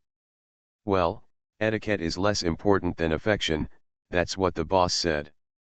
You are so stupid, why didn't the princess meet you earlier? Juno fought for the princess. It was a pity that such a good woman was not captured by the princess. The two stepped onto the red carpet and entered the castle venue. They were magicians and were not afraid of the cold winter nights, but they had no intention of taking off their coats. They carried wine glasses to the rooftop banquet square and found a corner to observe the surrounding guests. Soon, a gentleman walked up to the two and asked if they needed a male companion. Juno put his arm around Mona's shoulders, indicating that they were single and could be happy without a male partner. Because it was Windsor, the gentleman smiled and left. Suddenly, there was a noise below, and the guests on the top floor looked down at the castle gate, and laughed with gloating. Mona looked down, and saw more than a dozen men in black surrounding a woman who forced her way through the checkpoint. They used very rough methods, and anyone who tried to stop her was beaten back. The woman was the most powerful, wearing a riding suit and a pair of long boots. She held a whip in her hand to open the way and drove away the castle guards with a crackle. Mona pushed up her glasses. The woman's identity was not simple. She broke through the barrier violently, and the castle guards fought and retreated. No one fought back. There's something good to watch. Juno's lips curled up. She is Prince Edward's fiancée Carol Bourbon, the famous Bourbon family, which was very powerful in the past, but now has average influence. Juno, can you just say that? This is the first time Mona heard the surname of the prince's fiancée. Rounding it off, the prince and his fiancée are relatives. What's the relationship? Those who know, and those who don't know don't care. For example, the princess's fiancé is also the heir of a branch of a declining family. Juno raised her hand and pointed to the northeast, friendly reminder, it's the declining royal family. Hohenzollern. A little further away. If it's farther away, you can only dig potatoes. Mona suddenly realized and thought of the famous Romanov family. She frowned and said puzzledly, as far as I know, all the members of this family have died. At that time, they asked the Windsor royal family for help. Politics, there are always various reasons. It can only be said that the environment does not allow. Juno smiled slightly, besides, it's not hopeless, otherwise where would the princess's fiancé come from? Gulp. Mona swallowed her saliva. The princess's fiancé and the prince's fiancée may not have orthodox bloodlines, but their surnames are of great significance. What is the Windsor royal family going to do? Overthrow the current social system and restore the feudal rule of the past? No way, is he that crazy? This is playing with fire and getting burned, even the papal states dare not do this. Perhaps seeing Mona's doubt, Juno smiled and said, don't think too much, no one dares to mess around, it's nothing more than leaving a bloodline, so that it's convenient to do some small actions in the future. Mona was stunned when she heard this, looked Juno up and down, frowned and said, Juno, you've said too much tonight. When her butt didn't touch Wayne's hand, Mona's IQ was absolutely online. It can be seen that Juno tonight is completely different from before, and these words don't seem to be said to her. No way, your boss is not here, I can only say this to you. Mona was stunned again. Is there a possibility that the relationship the princess wants to establish is not with the Landau family, but with her master? Let's not talk about this, let's watch the show. Juno took a sip of the wine, warmed up and looked down. There were other guests who were as optimistic as her. These people were either Edward's friends or VIPs invited by Mayor Angelo. They were familiar people in the same circle. They would not miss the chance to watch the fun. If they could see Carol fighting Shand, it would be worth their trip tonight. Below, Prince Edward brought a group of people to save the scene. Seeing him sweating and trying hard to explain to his fiancée, it was known that the biggest fun of the night was about to begin. Fight! Fight! In the grass in the corner of the castle, a skull had shining eyes. Edward, Why didn't I receive an invitation for your birthday? And why did your birthday change to today? Carol, listen to my explanation. I don't want to listen, I don't want to listen. Hand over that slut. I want to see how charming she is. There are so many people here. Let's talk inside. Faced with the aggressiveness of his fiancée, the prince was overwhelmed. He seemed to hear the laughter of his friends. He dragged his fiancée into the castle. In the open square, everyone looked out, looking forward to the second show. Just the appetizer, the main course is coming. The prince is going to have a headache today. I remember he is very afraid of his fiancée. After all, he is good at whipping. It is worth my trip to join in the fun today. Speaking of which, Xiang's reliance is only Mayor Angelo. Will she be hung up and whipped? She is obsessed with sex. The prince should have thought that this day would come. There are not many people in the world who know Tai Chi, but there are a lot of people who know gossip. For example, at the moment, the onlookers are not afraid of the big things, fearing that the fun is not enough, and actively exert their subjective initiative to make up the main course and make up jokes one after another. So many bad friends ridicule unscrupulously, which shows that although the prince has no ability to govern the country, he has many friends and is very popular outside. Crackling. The sound of something being smashed came, and everyone laughed even more happily. Mona looked and retracted her gaze. It's boring, there are only sounds, no images. Instead of wasting time, it's better to go over and see if Xiang is a devil. As soon as he turned around, the target was in front of him. Xiang had arrived at the top floor without knowing when. She had black hair and was wearing a black evening dress, revealing her snow-white shoulders and neck, with delicate collarbones pointing downwards, and black pendant gems dotting the ravines. The breath of darkness. Mona narrowed her eyes slightly, her eyes glowed with golden light, staring at the black gem on Xiang's chest. The power of the dark church is not the devil of hell. This clue is wrong. Crack. The black gem cracked, and the surging dark breath poured out from it, surrounding Xiang's body, wrapped in heavy black mist, and the slender elemental shadow rose from the ground. The dark figure was about 5 meters tall, with twisted black mist rising like long hair, and slender arms hanging down. The inverted triangle body converged to the waist position, and then expanded and spread out, as if wearing a dark woven pleated skirt. The black shadow raised one arm and held up the elemental black mist umbrella, probably at the position of the face, and a pair of red lights suddenly opened.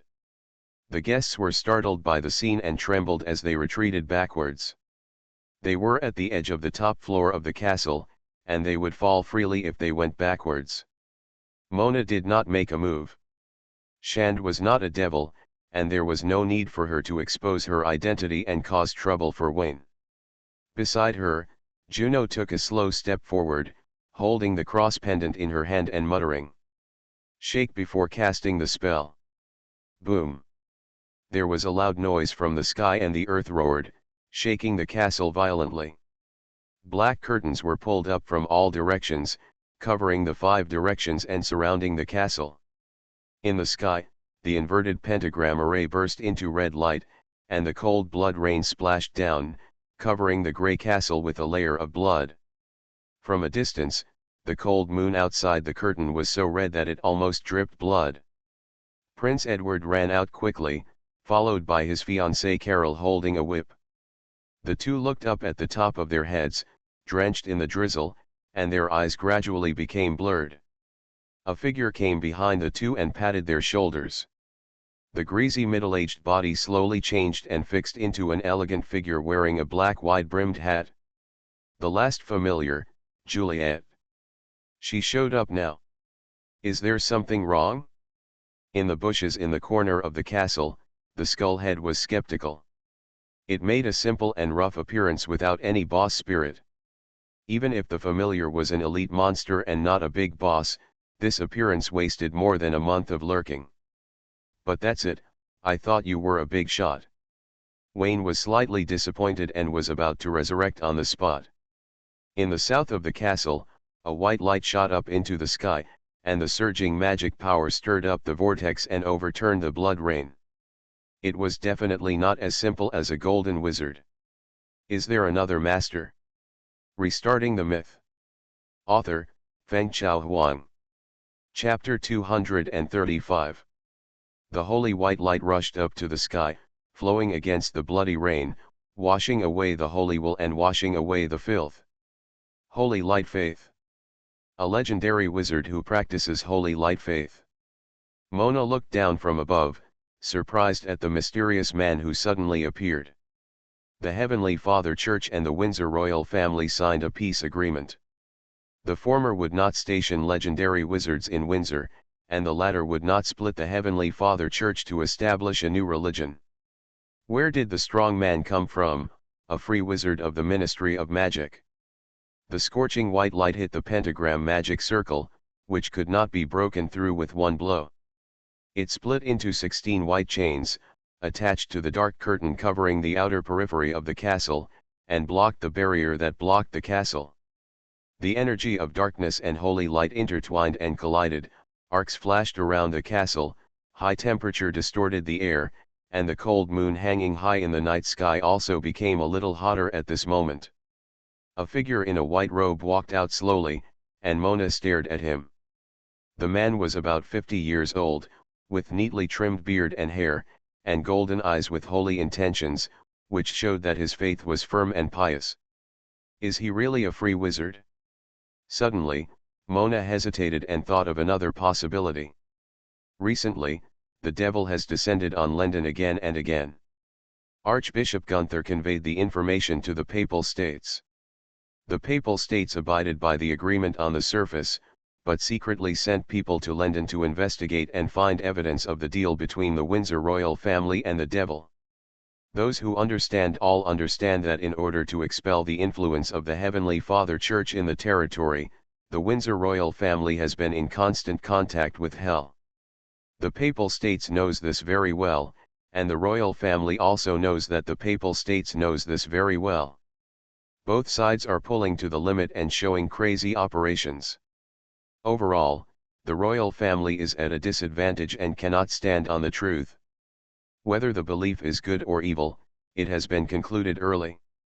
Heaven is justice and hell is evil.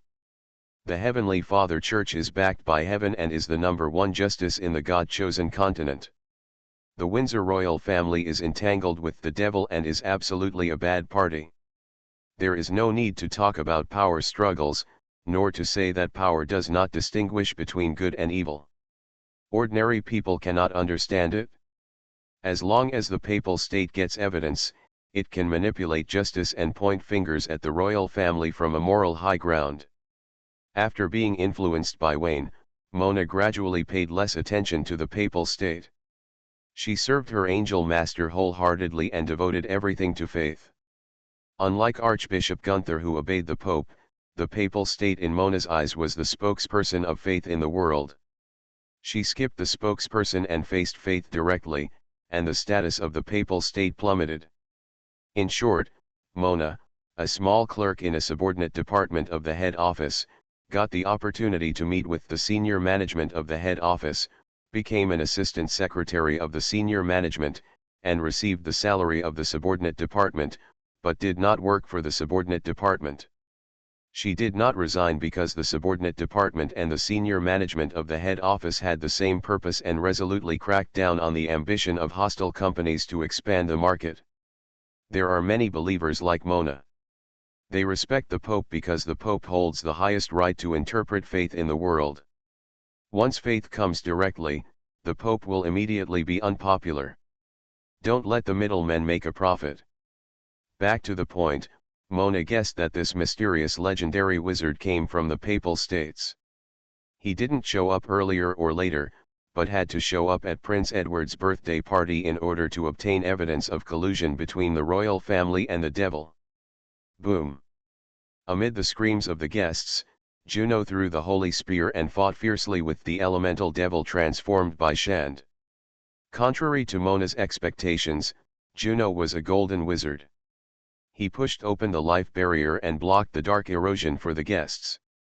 Moreover, Juno's attainments in holy light magic were quite high, and his excellent performance was not like that of a free wizard. It was outrageous. The elemental devil had powerful energy, and the black umbrella in his hand turned into a big sword. The continuous heavy blows shook the life barrier and it was in danger. "Mona, come and help me." Juno's face changed drastically, and he hurriedly called for help. Mona was relieved. Juno was excellent, but because of his weak faith, he only had a realm and a huge mind, but his strength was not strong. He was at the bottom level among the golden mages. That's right, otherwise anyone can play with the holy light, and faith is worthless. Mona changed into a combat suit, threw the holy spear in her hand, and joined hands with Juno to force the elemental devil back. At the same time, she contacted Wayne with her mind to see if he could use the holy spear of heaven. "No hurry, let's see first." Wayne squatted in the soil with his head buried, wondering about the legendary wizard who suddenly appeared. The newly appeared third-party force did not seem to be the thugs hired by the princess. It was getting more and more chaotic. The white-robed legendary wizard had a lightning-like look, pushed away the life force field with both hands, and dragged Juliet into his own world as soon as possible. The two disappeared out of thin air, leaving Edward and Carol standing there stupidly. The unmarried couple had blurred eyes and kept looking up at the sky at the same time. They looked stupid and not very smart. Wayne thought so at first. The prince in his impression had a good appearance but an empty mind. He was a useless person. Carol was arrogant and domineering, and the eldest lady had a bad temper. She and Edward were a perfect match. However, the unmarried couple stared at the sky in a daze, lost their minds and fell into a fantasy. They slowly moved away from the center of the battlefield and gradually came to the edge of the castle wall. The two of them did not change their expressions. Carol moved her lips slightly. "Edward, why is Celeste here? Is this your plan?" "Well, Elizabeth has already set her sights on me. I tried to control the devil but failed. I can only go to the Ministry of Magic to find Celeste. He has a very high attainment in holy light magic and is a legendary wizard. He is best at dealing with devils. Doesn't he rarely take action? My mother's order." "Wayne, Dan. What's going on? Are these two pretending to be stupid? They were acting all the time. No way, the prince actually has such a brain."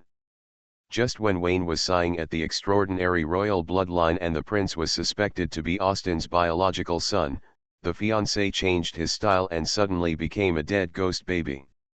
"Asshole, what you call controlling the devil is sleeping with the devil. Baby, don't think about it, you just saw that the devil is not Zyongd, but Mayor Angelo. Don't think I don't know anything. Today's devil is Angelo, but not before. She has always been Zyongd. That's why you have been entangled with her for nearly a month. I don't want to, I pretend to be confused by her in order to control the devil. In fact, every time I am with her, I think of you in my heart. Haha. Baby, believe me, sleeping is a means, not an end, and I have no choice. Okay, let's play like this, right? I will find a devil next time, no, find a group of devils, and sleep with them all out of necessity. Sister-in-law, I can't do it, I'm still a child." Wayne listened to the conversation between the two, sorted out the storyline, and guessed the general situation. First of all, Edward is not a waste.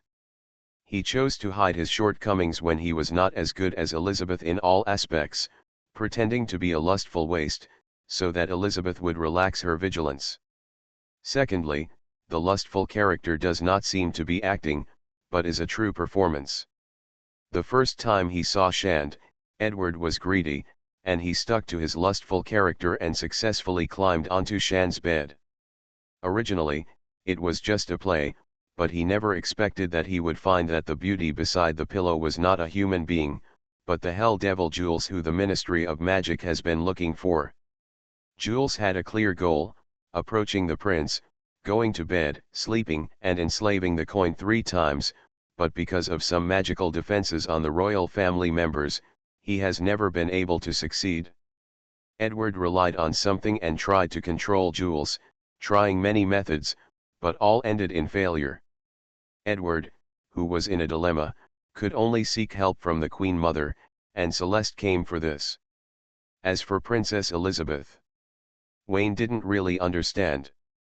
If it were him, he would never move if the head of the family made the final decision. Not only would he not move, he would also enthusiastically provide help to show his magnanimity. Elizabeth was a little too hasty, but it was understandable. Anyone who had always regarded his opponent as trash and suddenly found out that the trash was scheming would be a little flustered and want to beat the trash to death with a stick. You are a trash for one day and a trash for the rest of your life. If you want to get up, your legs will be broken. In this wave of mutual destruction, the prince failed to control the devil and did not get a high score from the queen. The princess revealed that she was narrow-minded and her score dropped slightly. Overall, the princess's score is still higher than the prince's. After sorting out the cause and effect, Wayne sent a message to Mona that he could only use 1/3 of his strength. The legendary wizard was named Celeste, from the Ministry of Magic. This game was an internal fight between the royal heirs, so don't get involved. Mona immediately sent a message that Celeste's belief in the holy light was too pure and she could not be a free wizard of the Ministry of Magic. Wayne didn't say anything. He's not an angel yet, but he still passed the test of the golden rule. There are many ways to get around this thing called faith. It's not as sacred and inviolable as Mona imagined. Wayne put aside his own example and took Flora as an example. The former saint was a complete evil woman with a strong desire for power. She was willing to murder her superiors for power and personally directed a borrowed knife to kill someone. As a result, the goddess of nature didn't care and was unmoved. Take the Pope as an example. He hated angels but coveted their power. He gave a pure nun and tried to kidnap the angel's child. The Father knows everything, but he doesn't care. He just looks and doesn't say anything. Speaking of the Father's church, there are too many dark histories, such as witches burned to death, little boys possessed by the devil, and indulgences. Did the Father say anything? No, nothing. Wayne pretended to be a skull in the bushes and waited for the battle to end. The devil once again proved that he was only worthy of being a joke. None of the 3 familiars could fight. They had been away from the human world for too long. In terms of insidiousness and cunningness, they gradually couldn't keep up with the version. Boom! Dark thunder broke through the sky, and the running lightning snake spread along the black curtain, breaking the holy light chain and making the inverted pentagram work again. Red light shone on the castle ground, and the bloody air spread all around. The elemental devil bathed in the red light and grew stronger. The pleated skirt on the lower body stretched out 8 black spider legs, and the momentum around the body soared. Mona hurriedly sent a message to Wayne that there was a problem with the chant on the top floor of the castle. The dark energy she could accommodate was too huge. Mona asked to transform and used the holy spear of heaven. No way, the devil could still turn the tables? Wayne was amazed. He was indeed a devil who hid until the end. He was indeed more capable than the previous 2. It's time for the Death Knight to take action.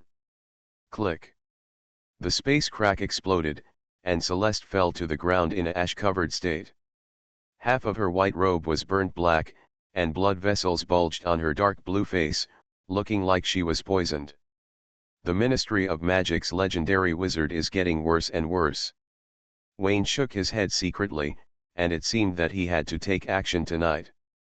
Looking at the opposite side of Celeste, the spider banshee had a charming appearance, with a plump and white upper body and long black hair. Ignoring the curious spider body in the lower body, it was simply too amazing. Juliet appeared in her full form, bringing with her the charm of her own, causing Carol to breathe rapidly and Edward to swallow his saliva wildly. "Legendary mage, you taste very good." Juliet smiled sweetly, stretched out her slender tongue, wrapped it around her plump breasts and licked it, then looked at Edward, "Descendant of divine blood, you are not bad either." Edward's breathing quickened when he heard this, thinking of the lingering night and day, and he bowed slightly to show respect. Celeste's face was ashen. Judging from his performance, it was clear that he had unfortunately lost something when he was alone with the spider banshee. Darkness descended with a bang. The elemental devil jumped off the castle platform and stood behind the spider banshee, like a summoned spirit from behind. High in the sky, the inverted pentagram array stopped functioning, projecting a huge and bloated spider belly, and white silk threads spewed down, weaving into a web to build the castle into a nest. Densely dense black spiders, the size of a fist, emerged from the spider belly of Juliet's lower body. They grew rapidly after landing and climbed the spider silk at an extremely fast speed. There was a large group of them, numbering in the hundreds or even thousands. "You too, this is a child born through your blood.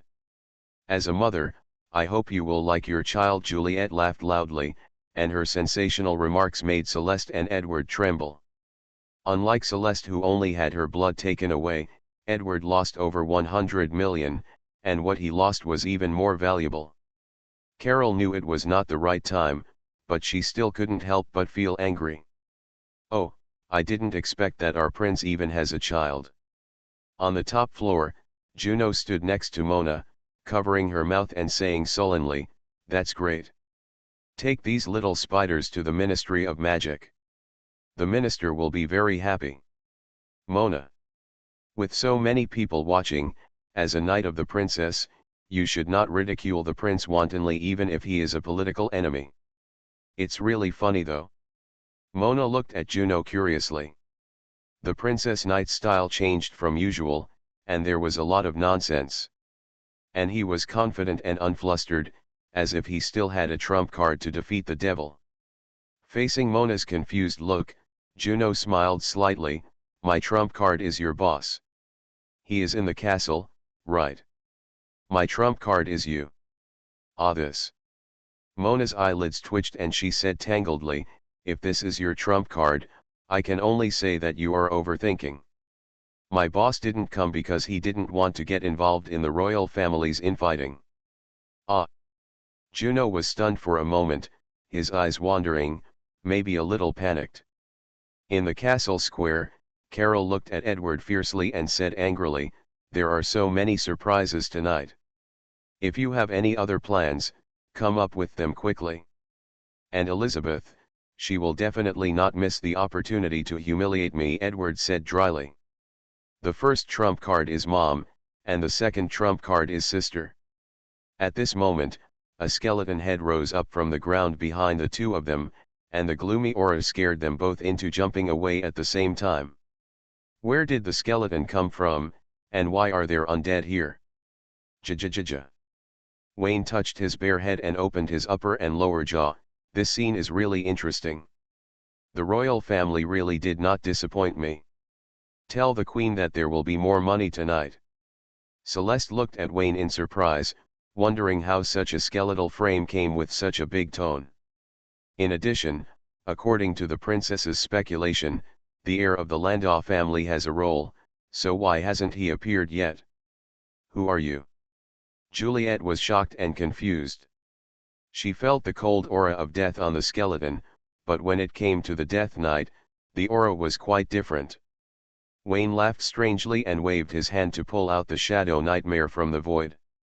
The grey vortex shaped his armor and cloak, and a richer death aura enveloped his whole body. "As you can see, Death Knight." Juliet's eyes suddenly shrank, her white arms raised, and the elemental devil behind her raised her hands simultaneously, and dark energy surged away. Wayne held the knight's sword in his hand, and the silver-white sword cut through the dark wave. In an instant, he came in front of Juliet. The death tentacles danced in disorder, turning the surrounding spider silk and small spiders into mud. Wherever death passes, life is completely cut off, leaving only eternal silence. Celeste was shocked and opened her life force field again, turning the battlefield to her own world. According to the meaning of the Death Knight's words, a cooperative relationship has been reached with the Queen. The Queen has never told anyone about this matter. The Death Knight and the Queen. Juno stood there blankly, saying nothing, not knowing what he was thinking. Seeing that her master had taken action himself, Mona looked up at the spider's belly high in the sky. Her eyes turned golden, white wings spread out behind her back, and she held the extremely pure holy light in her hand, transforming the holy flame into burning the spider's nest. The power of the angelic golden rule. Juno took in this scene. Although he didn't see the boss, the secretary's ability could prove that the information was true. At least part of it is right. Without Wayne's permission, Mona could not use the holy spear of heaven, and the efficiency of using the holy flame was greatly reduced.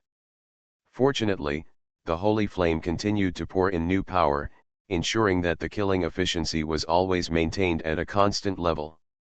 All the guests have gone through too much, first the spider banshee, then the white-robed mage, and then the undead knight and angel appeared one after another, and the reconstruction of their three views has become numb.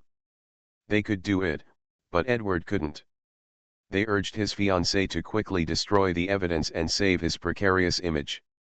"I'll deal with you when I get back. Wait for the whipping." Carol angrily took out a flute, put it to her lips and blew it gently. The music that disturbed her thinking dispersed, and she made up a mediocre memory for the guests. The guests forgot the mysterious things, and only remembered that they had enjoyed a big show tonight. The prince's fiancée beat up the mistress, and the birthday party ended before it even started. Edward looked at Mona with envy. He knew that this was the power of his sister, and envy was useless. The two brothers and sisters had different paths, and this power was destined not to belong to him. If only I had chosen the holy light at that time. Edward thought of the fateful night, when he was still a child, facing the three-color building blocks of the Life Alliance and the white building blocks of the Holy Light Faith, and he grabbed the three building blocks in his hands before his sister. What bad intentions can a child have? He just wants to have more toys. You are listening to Novels at Bless Up channel. Wish you happiness and luck. Please subscribe to receive new novels. How do you feel about this novel? Please like and leave a comment. Restarting the Myth. Author, Fengchao Huang. Chapter 236. The White World is located in the clouds, with towering pillars and gates to heaven standing on all sides. This is Celeste's life force field, and also his world. The legendary wizard made it look like heaven, indicating that his faith is extremely firm. Whether his faith is pious or not is not the point, but the surface work is done very well, and even the angels have to praise his hard work. Two figures intertwined in the clouds, the eight-legged spider fled, and the Death Knight chased after it. Zuerlight swallowed the energy of the elemental devil and merged with her own back spirit. Her strength has been further improved and she is ridiculously strong. Unfortunately, she is a familiar. Her strength comes from the gift of the Master of Faith. She can continuously stack strength, but she cannot break through the shackles and move to a higher level. There are also different levels of familiars. One is weak at the beginning, and continues to grow through practice until it is on par with its master. The other has strong power at the beginning, without the realm, and is always a tool of the master. If the master is strong, she will be strong, and vice versa. The hell is simple and honest, betrayal is common, and loyalty is a joke. The devil rarely recruits potential servants. In most cases, servants are forged by the devil's followers. The 7 demon kings are an exception. The strong are not afraid of challenges, let alone betrayal. Their servants have room for evolution. Fist power is power. Ambition grows with fist power. They desire matching power. With the permission of the demon king, they will set up their own business, leave the master's territory, and seize the territory of other demons. For example, Zwirlet's master was once one of the servants of the Lord of Lust. He was a succubus creation that was not wholesaled on the assembly line and had his own evolutionary path. Zwirlet received the task from her master. The Death Knight can be put aside first, and the focus is on Windsor. Windsor is one of the few countries in the chosen continent that has escaped the control of the Heavenly Father Church. As a big country, Windsor is extremely valuable. If this place can be established as a base of faith, the territory of hell can be abandoned. Therefore, Zwirlet did not go to the Death Knight immediately. Similarly, Gain also received a similar mission. He was unlucky and was caught by a mysterious person. He missed the follow-up plan and became Windsor's 007. Tired to death. Juliet thought that if she didn't look for the Death Knight, she could avoid this killer, but death came uninvited and jumped out at the most critical moment of the plan. He killed all her children. It didn't matter if Celeste's children died. Edward had divine blood and his children were precious. Now it's good. I have been responsible for a month in vain, and none of them are left. If I had known this, the three familiars should have joined forces to kill the Death Knight. Juliet regretted it and faced the pervasive death aura directly, wielding surging energy to fight against it. The power of the goddess of death is unquestionable. There are only a handful of forces in the world that can fight against death. Juliet's master is not one of them. Like the Blood Monarch, their faith magic can't do anything to a skeleton. The continuous energy bombardment caused Juliet's power to decline rapidly. Being in Celeste's world, she had to be careful to guard against the legendary wizard's sneak attack from behind.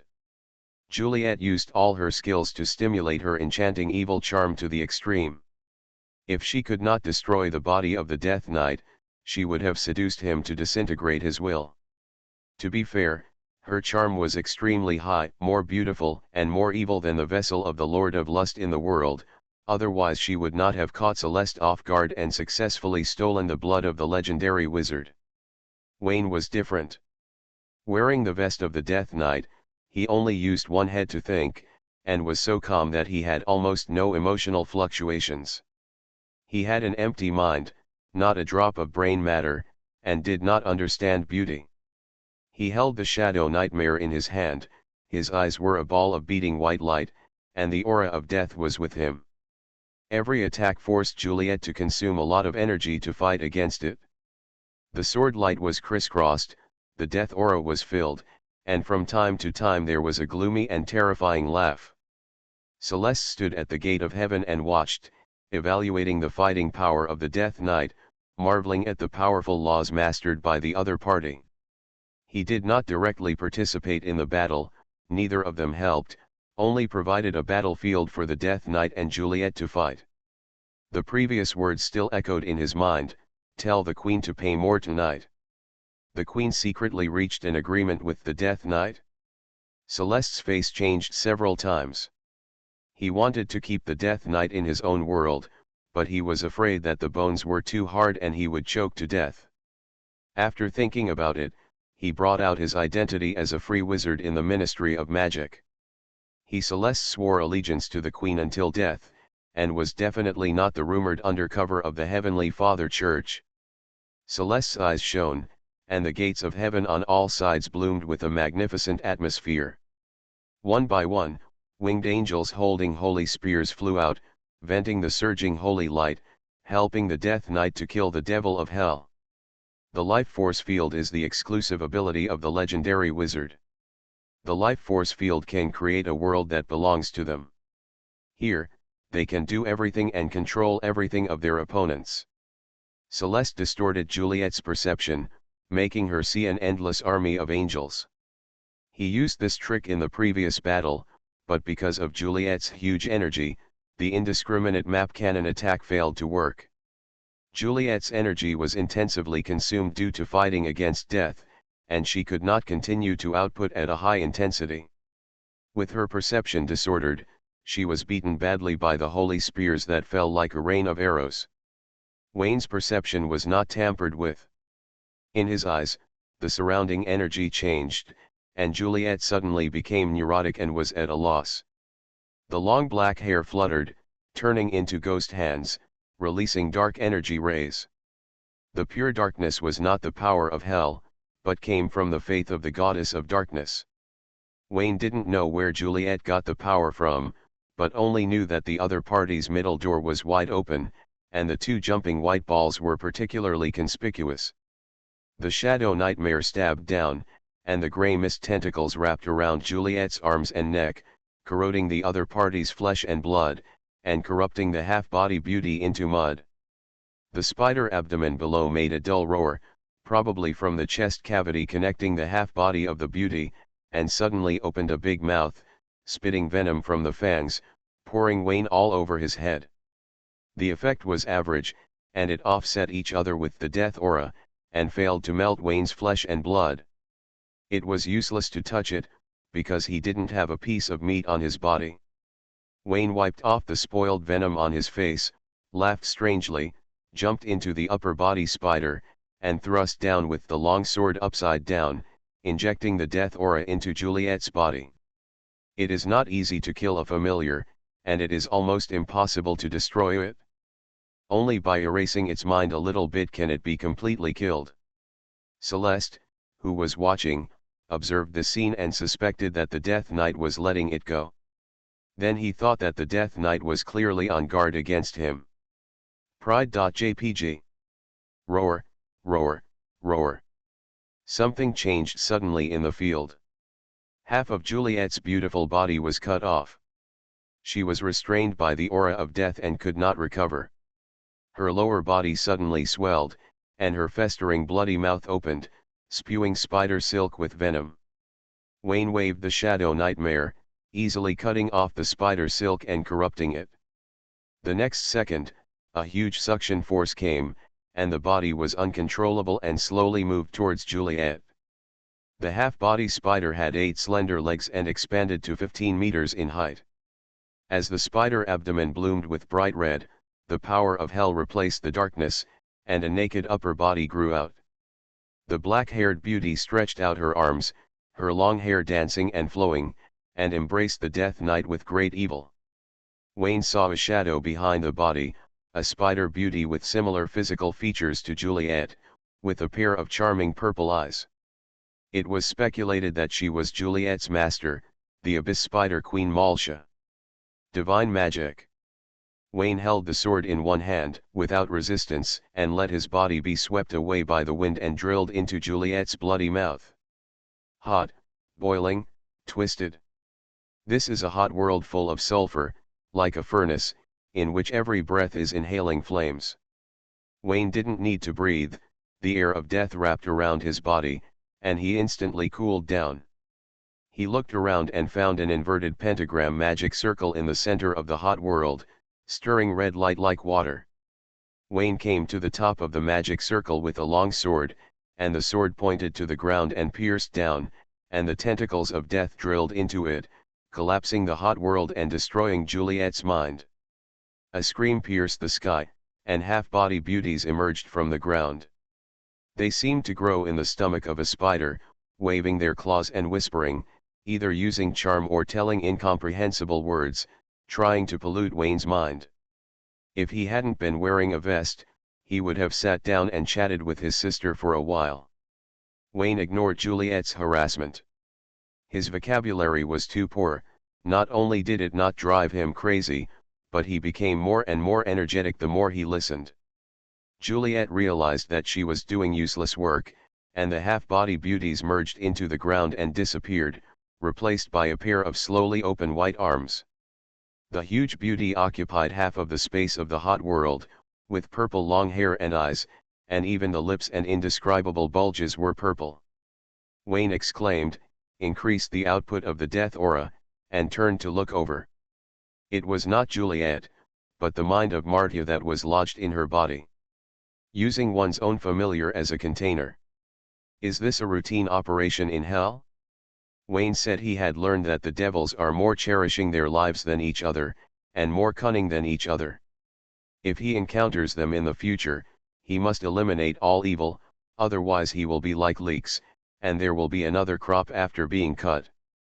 New Death Knight, are you interested in cooperating with me? Marcia's mind slowly opened. You are not the real chosen one of the goddess of death. You have only obtained this power temporarily. If you cooperate with me, you will get the power that is superior to the chosen knights. The power that is superior to the chosen knights, what is it? The power of the dragon? Wayne thought of Sci-fi, who punched Austin, and then thought of Veronica who rode on him at any time, which proved that the blood of the dragon was superior to the chosen one. Seeing that the Death Knight was unmoved, Malsha continued, the Windsor royal family has the blood of the gods, and also has the ability to stimulate the blood of the gods. This ability can be deprived. If you cooperate with me, you can get this power. After talking for a long time, what exactly is the power? Wayne became interested. He has always felt that the royal family is too weak. They have many trump cards, but they are actually useless.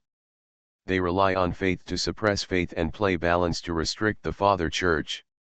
After hearing what Martia said, the royal family has at least one trump card that can take the initiative. Curious.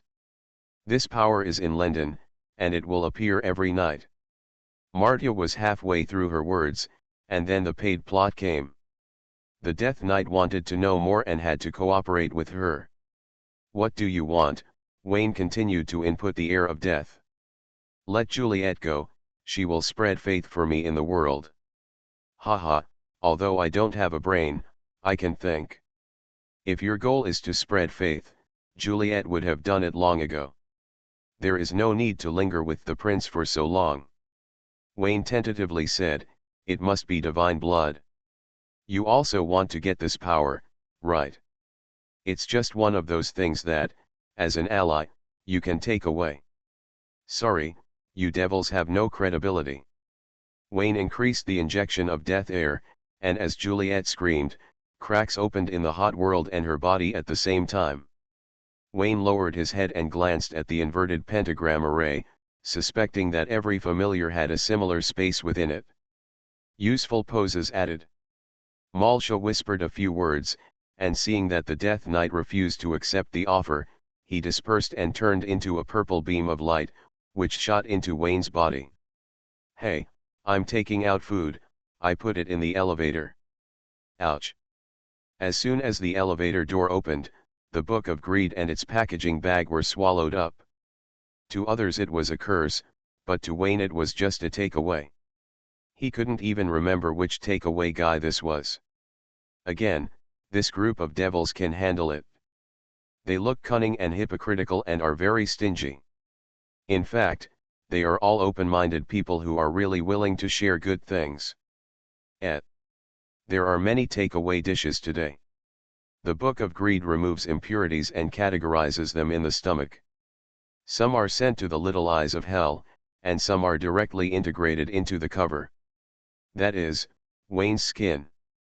There was no name for the dish, so Wayne didn't know what the dish was called, but he only felt that his strength had grown again.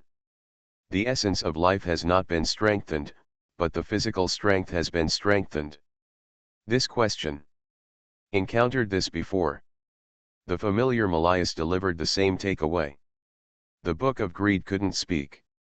Wayne didn't know why. After thinking for a moment, he simply gave up and continued to exert force on the shadow nightmare. Click. Juliet's pale body turned into rubble and collapsed. Wayne patted the dust on his body and looked at Celeste standing at the gate of heaven. Ja. You also want to test whether my sword is sharp? My sword is not bad. The Death Knight was too arrogant, and Celeste wanted to reply. After thinking about it, he pledged his allegiance to the Queen. The Death Knight cooperated with the Queen. Even if there were conflicts among himself, he would just smile and let it go. Celeste waved her hand to disperse the life force field, and the moonlight splashed down, returning to the castle. At this time, the guests left after watching the good show. Wayne waved his sword to summon Yulia, sheathed the sword, mounted the undead horse and opened the portal. Wait a minute, Death Knight. Juno suddenly spoke and received a death glare. He was unable to close his mouth and regretfully watched the Death Knight leave. "Juno, the party is over, do you want to stay?" Mona said aloud. The prince looked at her strangely, greedy, but not daring, just like she looked at her angel master. Mona suddenly realized that no wonder Wayne looked helpless every time he was pestered by her. It was because he was scared by her. "Next time." "No, no need next time, I will change it when I go back tonight." Mona received the thought transmission and didn't want to stay and waste time. Juno smiled bitterly and shook his head, ignoring Edward's angry gaze, and calmly drove away from the castle. On the way, Juno continued to sell the princess to Mona, and launched silky small combos, but Mona turned a deaf ear to it.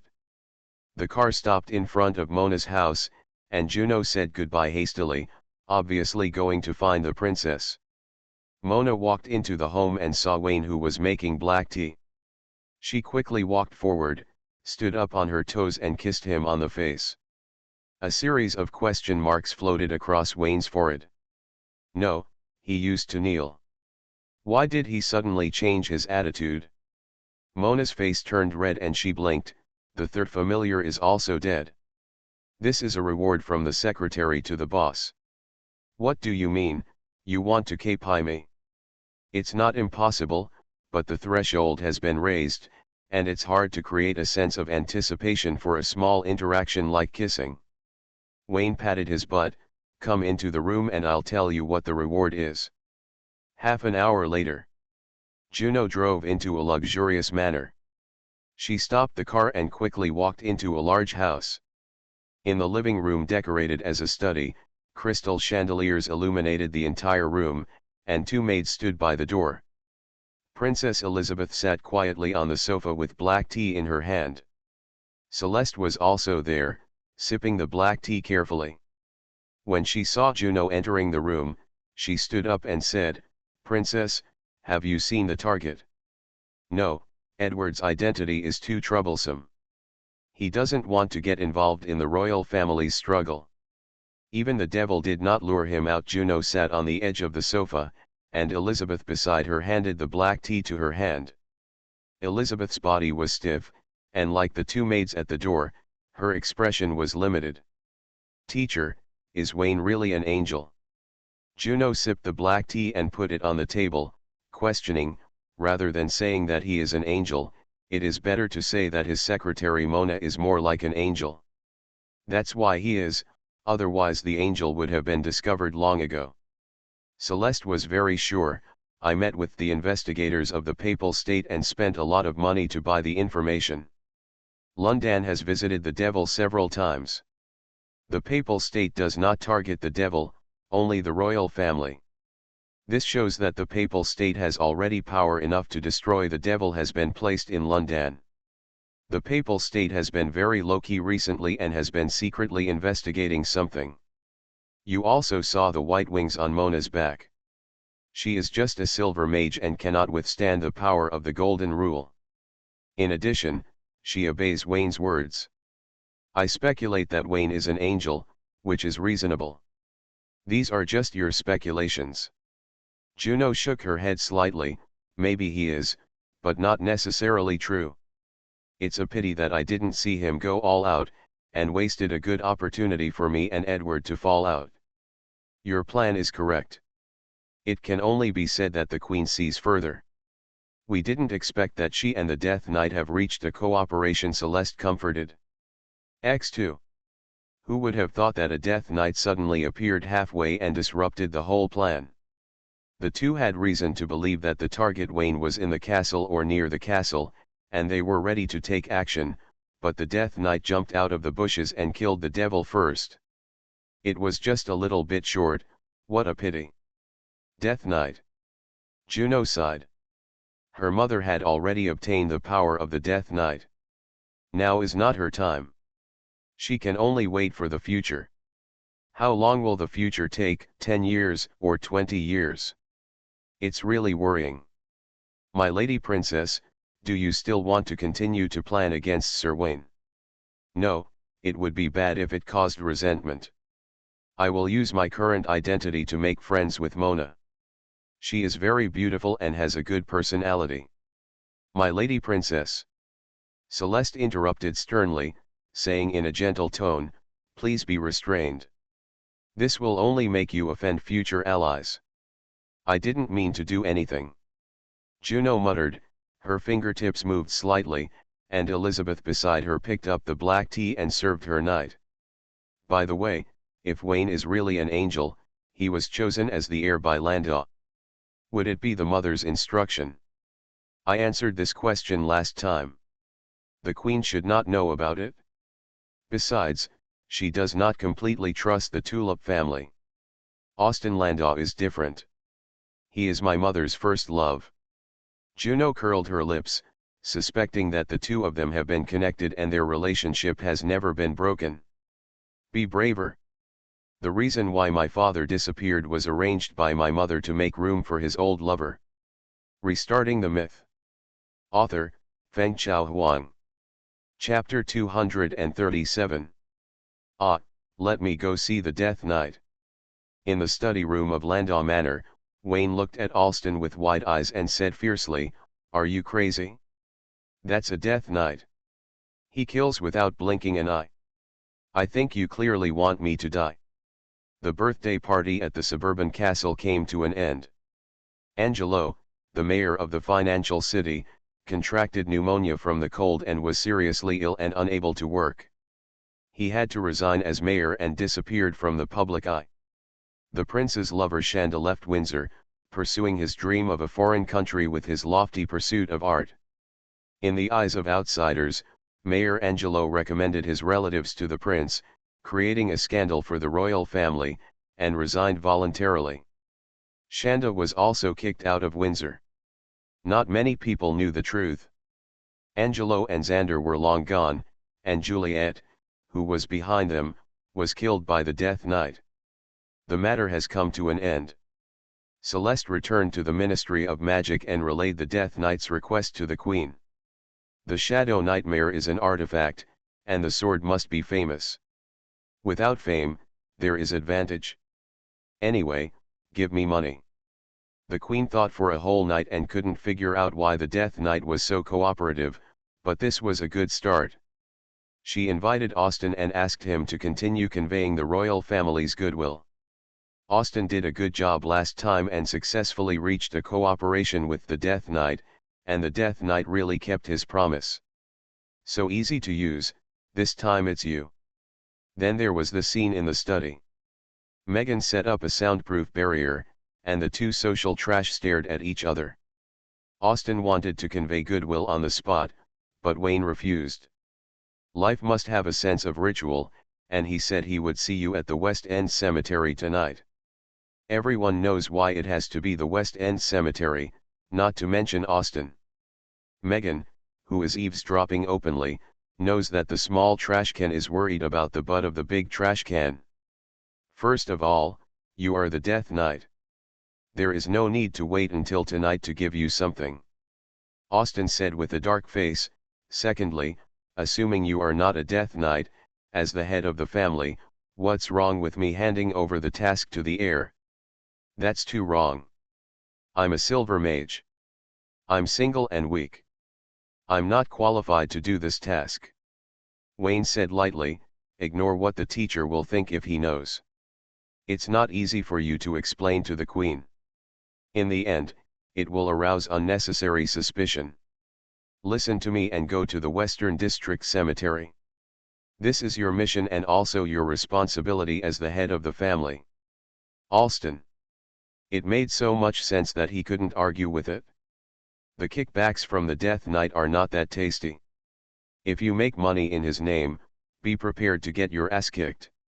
Wayne's eyebrows were beaming and he said cheerfully, actually, this is good. It's better than a fire in the warehouse at the end of the year. With that said, he stood up and moved his hands and feet to practice his kicking skills in front of Austin. The father screams and the son roars, and the joy is melding. Wayne knows Austin so well, he plays a complete set, is proficient in self-cultivation as an actor, and is very dedicated. Even if he knows that he will be kicked tonight, he will still show up at the West End Cemetery on time. This is called professionalism. Also, I think the Death Knight finds it very pleasant to work with you. You don't need to ask the Queen to change the contact person, because the Death Knight doesn't want to have awkward conversations with anyone else except you. Ja. Wayne left with a hearty laugh, and in the background was Austin, who looked as grieved as if his wife had given birth to a son. That night, Dreams was released in the West End Cemetery. Austin flew in the sky, and Megan trotted behind him. Le.jpg. In case someone is watching, the play must be performed. Don't ask, the question is that although the Death Knight cooperates with the royal family, he does not like the royal family. What he kicks is not Austin's butt, but the Queen's face. The time comes on February 20th. There are no devils in London, it is sunny and peaceful. At least it's peaceful on the surface. Behind the scenes, investigators from the Papal State had already arrived in London. This man was an old acquaintance of Celeste, the legendary mage from the Ministry of Magic, and they would meet and chat from time to time. Celeste is a free mage. In the early years, she accepted everyone who came here. She is proficient in several foreign languages and has a very wild way. After reaching the legendary level, he began to find a way out for himself. Gradually, his attainments in holy light magic became more and more sophisticated, and he was suspected by the top officials of the Ministry of Magic to be a young man. Because there is no evidence, or for other reasons, the matter is settled. On the other side, the investigator met Princess Elizabeth. The princess was very eloquent and talked about everything from world peace to authentic French food, and successfully convinced the investigator who came on behalf of the Pope. It was outrageous, but it was what it was, and the investigators gave up on the evidence they had and left London as if nothing had happened. During the period, the investigators signed a supplementary agreement on behalf of the Papal State and the Windsor royal family, prohibiting the royal family from making transactions with the devil, immediately stopping the research project on hell, and delegating power to the Holy See of Heavenly Father in promoting faith in Windsor. These are all clichés, because it is a paper agreement, and the paper can be torn, so it is difficult to take effect. The royal family has been moving away from the Holy See of Heavenly Father, but it has always been connected with the Holy See of Heavenly Father. The current Princess Elizabeth is the link. Like hawks and doves, left and right, members of the royal family have their own role scripts. These major events are not Wayne's turn to worry about, and Austin has no right to participate. He can only infer what happened roughly from the details. The Papal State and the royal family met directly, skipping the Windsor Ministry of Magic and the Holy See's influence in Windsor. The water was too deep and these people were not qualified to know. On the banks of the River Tame. After receiving the call, Wayne rushed to the agreed location with his things and met the robber, Dean Schrödinger. Dean, long time no see. I don't even remember the last time we met, Wayne complained. It had been so long since he had not contacted him that he thought Gangplank was dead. Have you brought anything? Plank wore a black coat, an unchanging white coat underneath, and a round hat, dressed like an underground worker. Brought it. Wayne handed over the folder. It's actually true. Plank took out the ancient silver coin from the folder, confirmed it was correct, and said in surprise, I thought you would fool me with fakes, but I didn't expect you to be so honest this time. I think, given your IQ, it's hard for me to fool you, so I won't do any useless work. Wayne reluctantly watched the ancient silver coin being put into Gangplank's arms.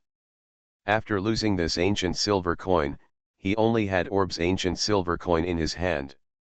One of the two was gone, and his assets were halved. Not to mention how sad he was. Plank looked at the sad expression in his eyes and said cheerfully, I heard that you have become the candidate for the Holy Son of the Natural Church and are about to leave for the church headquarters. Haha, I can't give you ancient silver coins. It would be bad to take them out of Windsor. Any idea? Wayne raised his eyebrows and placed another ancient silver coin on his chest, which he never put down during his daily practice. There's nothing to say. One day you will succeed Alston as a senior official in the Ministry of Magic, and you will also get your own ancient silver coins. Planck said meaningfully, the main reason is that you have been away for too long this time. I still have use for the ancient silver coins, especially when proving my identity. It is impossible for me to go to the headquarters of the Church of Nature to find you. It will be very troublesome then. Planck experienced similar trouble once and was almost beaten to death by a group of colleagues. Thinking about it brings tears to his eyes. Looking back, it was all worth it. The Natural Church's selection of saints lasted for half a year, during which there were several assessments. Planck calculated the time and Wayne was almost leaving London. In 4 months, Wayne got used to the wealthy life of owning ancient silver coins. It was difficult to transition from luxury to frugality. These 4 months would definitely be a very hard life. He could even imagine that the first thing Wayne did when he returned to London 4 months later was to call him and ask for ancient silver coins. It's unmistakable, that's for sure. In addition, Wayne's patience really impressed him. For such a long time, he didn't make a single call and never mentioned dark beliefs, as if he didn't care at all. He couldn't bear it for a while, but he couldn't bear it forever. Planck believed that Wayne would come to him. He takes the initiative and is more patient. He has plenty of time and takes his time, not in a hurry. When I get back from the Church of Nature headquarters, I'll borrow ancient silver coins from you. Wayne shrugged and gave Gangplank a death pill. If nothing else happens, today's meeting ends here. There is one thing. As far as I know, there is no theory of the Holy Sun in the Church of Nature. The probability of your being successfully elected is not high. If you want my help, I have a friend at the headquarters of the Church of Nature. Planck winked. If you perform well enough and the candidate he favors fails, he will support you to become the Sun. No, with my talent, no one can be my opponent. If you are upright and upright, you can be elected, without these shameful means, Wayne said proudly. That's partly true. If you can be elected if you have talent, wouldn't the top brass of the church headquarters become mere decorations? What's the point of power? Gangplank smiled. They are not free mages, but they have no bottom line than free mages. Believe me, it doesn't matter and there is no backing, you can't become the Holy Sun. Wayne looked hesitant and shook his head after a moment. Forget it, I still believe that talent is greater than anything else.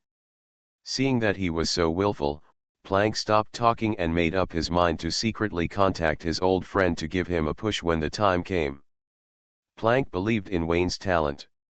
As long as the starting point was the same, other candidates were no match for Wayne. At the same time, he was convinced of his own vision. He saw desire in Wayne.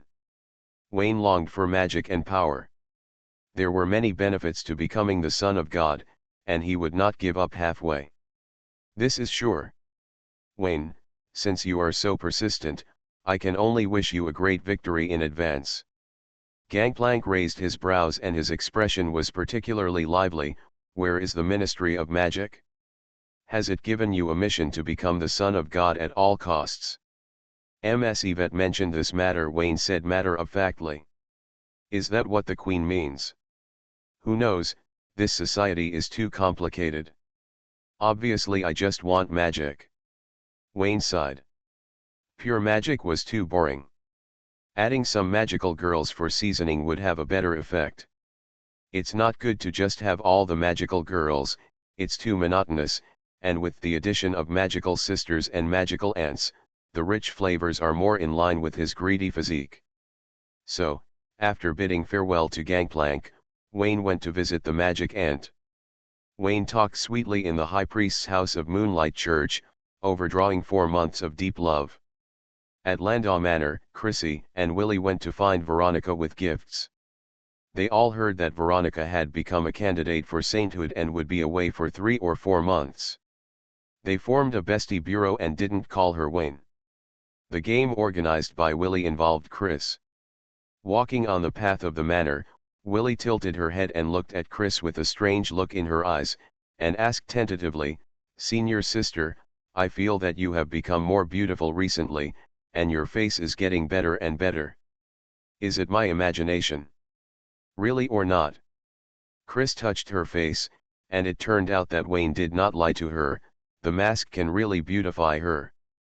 "Of course it's true, if I'm not wrong, the senior sister must be in love." Willie emphasized her tone. "I know you know what I'm talking about, don't play hide and seek, let's talk openly today." The smell of plastic filled the air. "It's true that we are in love." Chris smiled slightly and admitted generously, she didn't say who that person was, because Willie also liked him. For the sake of this friendship, she hoped Willie would leave decently. Willie turned her head and gritted her teeth secretly, and when she turned back, she had a cute smile on her face. The smile of a little devil. Chris felt a chill in her heart for no reason, and pinched Willie's face. "You smile so cutely, what do you want to do? Do you have any bad intentions?" "How is it possible? It hurts, it hurts, senior sister, you know me, what bad intentions can Willie have? Willie will only feel sorry for you." "I don't believe you." Chris was on high alert. Wayne was about to leave for 4 months, and Willie would definitely increase her offensive. She had to keep a close eye on him in the near future. For a pervert like Willie, she would definitely not refuse. If she hadn't been on guard, Willie would have tasted the sweetness long ago. "Senior, why are you looking at me? Look at Veronica." Willie pointed at the villa of the eldest lady in the distance, and said with a common hatred, 4 months, you can have a baby when you come back. 4 months is too long. If nothing unexpected happens, Veronica will be safe. Willie hoped that Chris could let down her guard, and the two of them would join forces to fight Veronica, first eliminate the big scourge, and then the good sisters would rely on their own abilities. "How can it be so fast?" Chris was amused, and hurriedly suppressed her smile, and said seriously, "Don't tell Veronica about her sad things. In fact, it's not easy for her. Every time she meets Wayne, she is very painful." Willie had a string of question marks floating across her mind, and she stroked them, but couldn't figure it out. "Stupid, Veronica and Wayne are siblings. You have met Mr. Landau, so you should be able to guess it." Chris whispered to Willie's ear and sorted out the grievances of the Landau family. "Senior sister, it's not dark yet, why are you talking in your sleep?" Willie was confused. "Wayne and Veronica are siblings. What is this? Why doesn't she have such a rich imagination?" "Envy, but don't say it, secretly laugh. Let me ask you, is Wayne the heir of the Landau family?" "Yes." "Do Wayne and Mr. Landau look exactly the same?" "Yes." "Is Wayne Mr. Landau's son?" "Senior sister, let's say, is there such a possibility?" Wayne became the heir of the Landau family because he was too outstanding, and because he was extremely similar to the male owner and was the female owner's student, so as not to let the billions of family wealth go to outsiders. The couple discussed and Wayne became a son-in-law. "Willie, say something." "Senior sister, just because they look alike doesn't mean they are father and son. You've seen that the uncles in the gym are cut from the same mold. Do you think they are brothers and have blood relations?" Willie sighed. She didn't know where Chris heard the gossip from, but she was sure that it was definitely a rumor. "Wait." Chris strived for the truth. On the way, she met a few tough maids from the Landau family.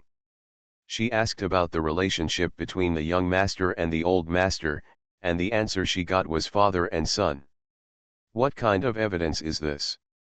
"I bet that if we ask Aunt Sci-fi, the answer we get is also father and son." Willie spread her hands, and a group of people who were just joining in the fun believed it and were fooled. "Wait a little longer." Chris secretly competed with her. The two walked into the eldest lady's villa and saw Veronica in the living room. They presented gifts one after another. "Thank you, Senior, I like the gift very much." Veronica smiled sweetly at Chris, locked Willie with a fierce look, and pounced on her and pressed her on the sofa. "Willie, I'm going to go far away soon, and it will take a long time for us to meet. We used to be roommates. You move in these few days, and I want to continue to be your roommate. Are you missing me? You are obviously guarding against me." Willie was in great pain. She was obviously the first one to come, but the progress bar didn't move much, and one or two people were still guarding her tightly. She said bluntly, "Senior and Wayne have kissed, you should let her move in." "Nonsense." Veronica was furious, and locked Willie on the sofa with a ground skill until the latter patted the sofa cushion for mercy, and then let her go. "Willie. She has it so hard. It feels like Wayne is getting farther and farther away, and I can't catch up with him in the future. Obviously, they once put their arms around each other's shoulders and promised to be brothers in the same quilt. Veronica, I heard some rumors on the way here." Chris glanced at Willie and whispered, "About Wayne and Mr. Landau. I think they have some similarities." Chris was still too kind and couldn't bear to expose Veronica's scars. She hesitated for a long time, only caring about euphemisms, without a complete sentence. "Oh, I know these rumors. Wayne is Mr. Landau's illegitimate son, right?" Veronica looked relaxed. "Is it true?" Chris held her breath. "Of course it's true. There is no blood relationship. How can they be so similar?" Veronica complained fiercely and said unhappily, "Mr. Landau didn't deny it. When introducing Wayne in public, he always called him his son. It's just that Austin said so, and his mother he also raised Wayne as her son, which made Veronica very uncomfortable. She was too redundant, and maybe running away from home would be good for everyone." Veronica was unhappy when half of her love was taken away. "Veronica, don't be sad, actually. In fact, this is quite good." Chris thought to herself, unable to bear the words. She hugged Veronica and comforted her softly. Veronica lay on the longing Bayou Egwang's chest, her eyes a little blurry, imitating social garbage, and secretly took a few breaths. "It smells so good." Willie put her head forward, separated the two of them, blocked Chris behind her, and said loudly, "Veronica, don't talk nonsense. How could Wayne be Mr. Landau's son? Don't lie to Senior's sister, she can easily got cheated. The unintelligent Senior is also very cute, 10,000 times better than the annoying Willie." Veronica ignored the little look from Willie and crossed her shoulders. "Believe it or not, what good will it do me to lie to you? He is Mr. Landau's illegitimate son, my mother told me." Looking at Veronica, who was still stubborn, Chris felt heartbroken and lightly knocked on Willie's head. "That's almost it. Don't keep rubbing salt into the wound. Veronica is very sad. In order to forget this bad fate, she is ready to become a saint and never marry. A self-proclaimed Miss Bayou Egwang, pure and pure, and a self-conceived boyfriend's sister, hurt by love." The two heads were put together, talking and laughing, but they didn't realize that the other side was their love rival. "You two are going to die sooner or later, you idiots." Willie was not in the atmosphere and stood there blankly. She couldn't understand or think about it. What puzzles her most is that each of her competitors is dumber than the other, but she actually has the smallest chance of winning. What exactly went wrong? Willie tilted her head, tried her best to use her wit, and came to the conclusion that there was a raging army, so, I am also a fool. Restarting the myth. Author, Feng Chao Huang. Chapter 238. That night, Veronica violently forced Willie to stay with her, and she looked pitifully at Chris's leaving figure. "Wayne will be gone for 4 months, and the Senior will definitely do something big tonight. Thinking that her sweetheart was about to be humiliated in every possible way by her senior sister, Willie ran around the room anxiously. Bang! Oops! Veronica hit Willie's head with a knife. What are you doing spinning around? I been knocked unconscious by you. Senior sister, senior sister. What's wrong, senior sister? She has to go back to teach Wayne. She can't stay. Don't you like playing cards? I'll accompany you tonight. Speaking of this, Veronica smiled proudly. Not only tonight, I will play cards with you every day. Aren't you happy? Haha, what's the use of being happy now? Senior sister is pregnant. I don't see how you can still laugh, Willie mocked. Senior sister has a boyfriend. Veronica was shocked. While she was jealous of the unknown male, she asked curiously, who is it? Where did you hear the news? Why don't I know? My senior sister told me personally. It's Wayne. Veronica rolled her eyes and hit Willie on the head with another knife. Veronica, I'm serious, please believe me once, please, just once. We are going to Wayne house now. They must be kissing. Willie hugged herself and cried. It was so bad, not even an ally can be found. Stop it, I'm different now. This kind of lie can't fool me anymore. Veronica is full of confidence and has read the diary in vain. After being influenced by society's garbage, Willie can't lie to her like before. Yeah, you were just a little bit unintelligent before, but now you're blind. You leave senior sister alone and insist on pestering me. Willie sighed repeatedly and presented the facts as an example. Don't fight yet, Veronica, let me ask you, is Wayne a pervert? That goes without saying. Isn't senior sister pretty? That goes without saying.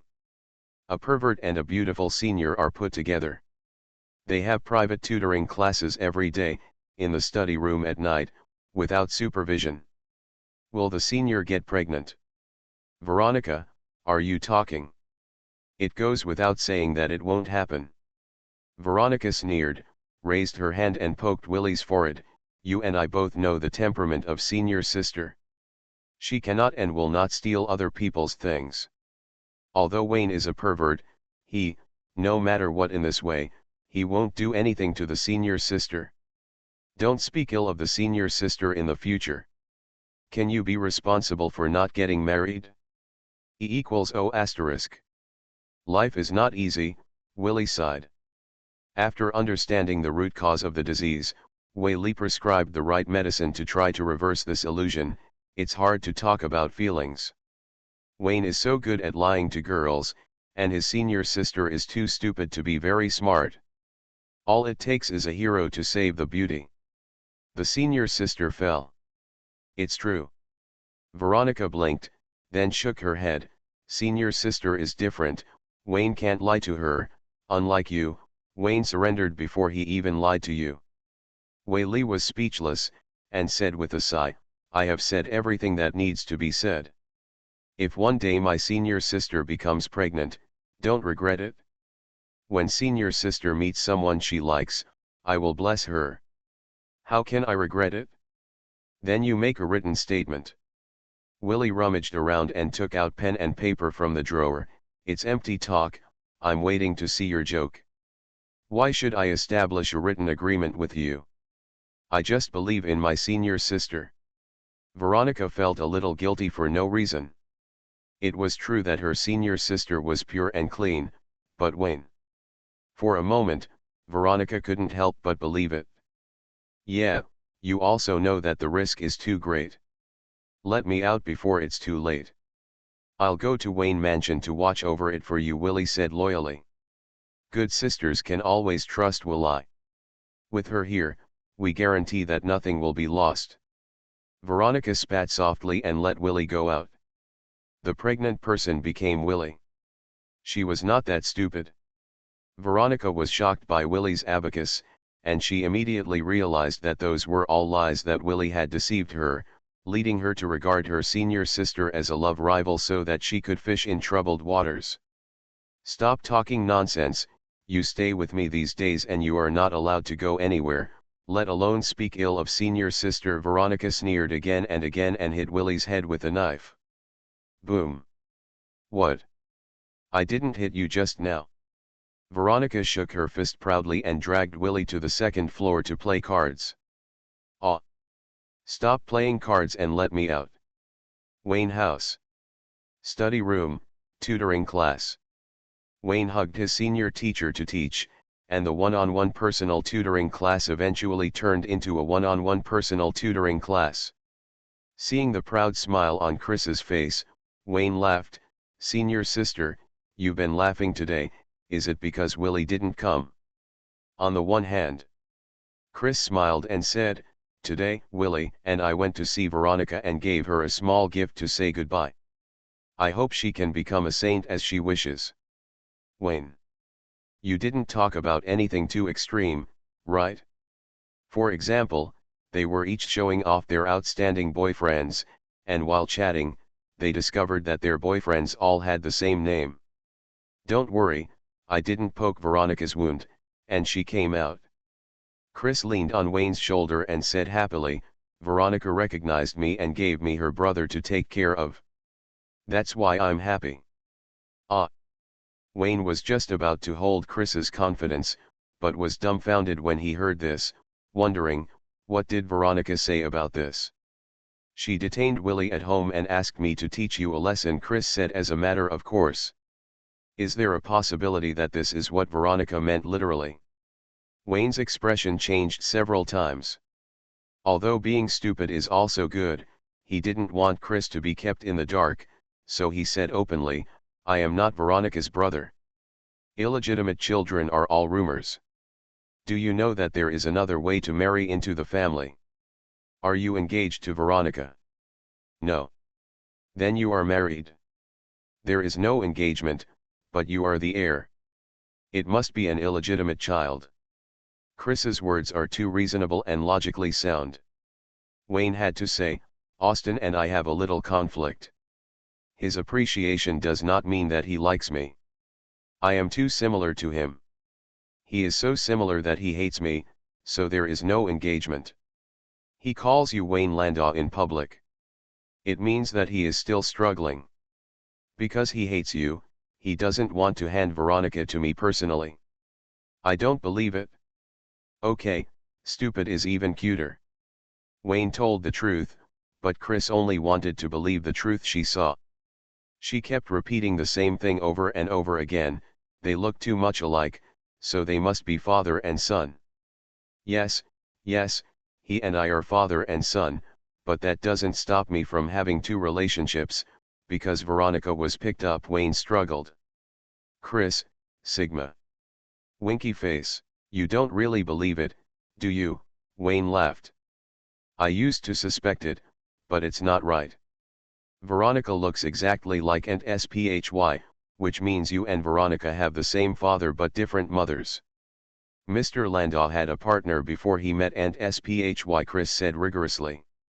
Yes, it's the Queen. Ah. Now it was Chris's turn to be shocked, and she said dryly, your mother, you are.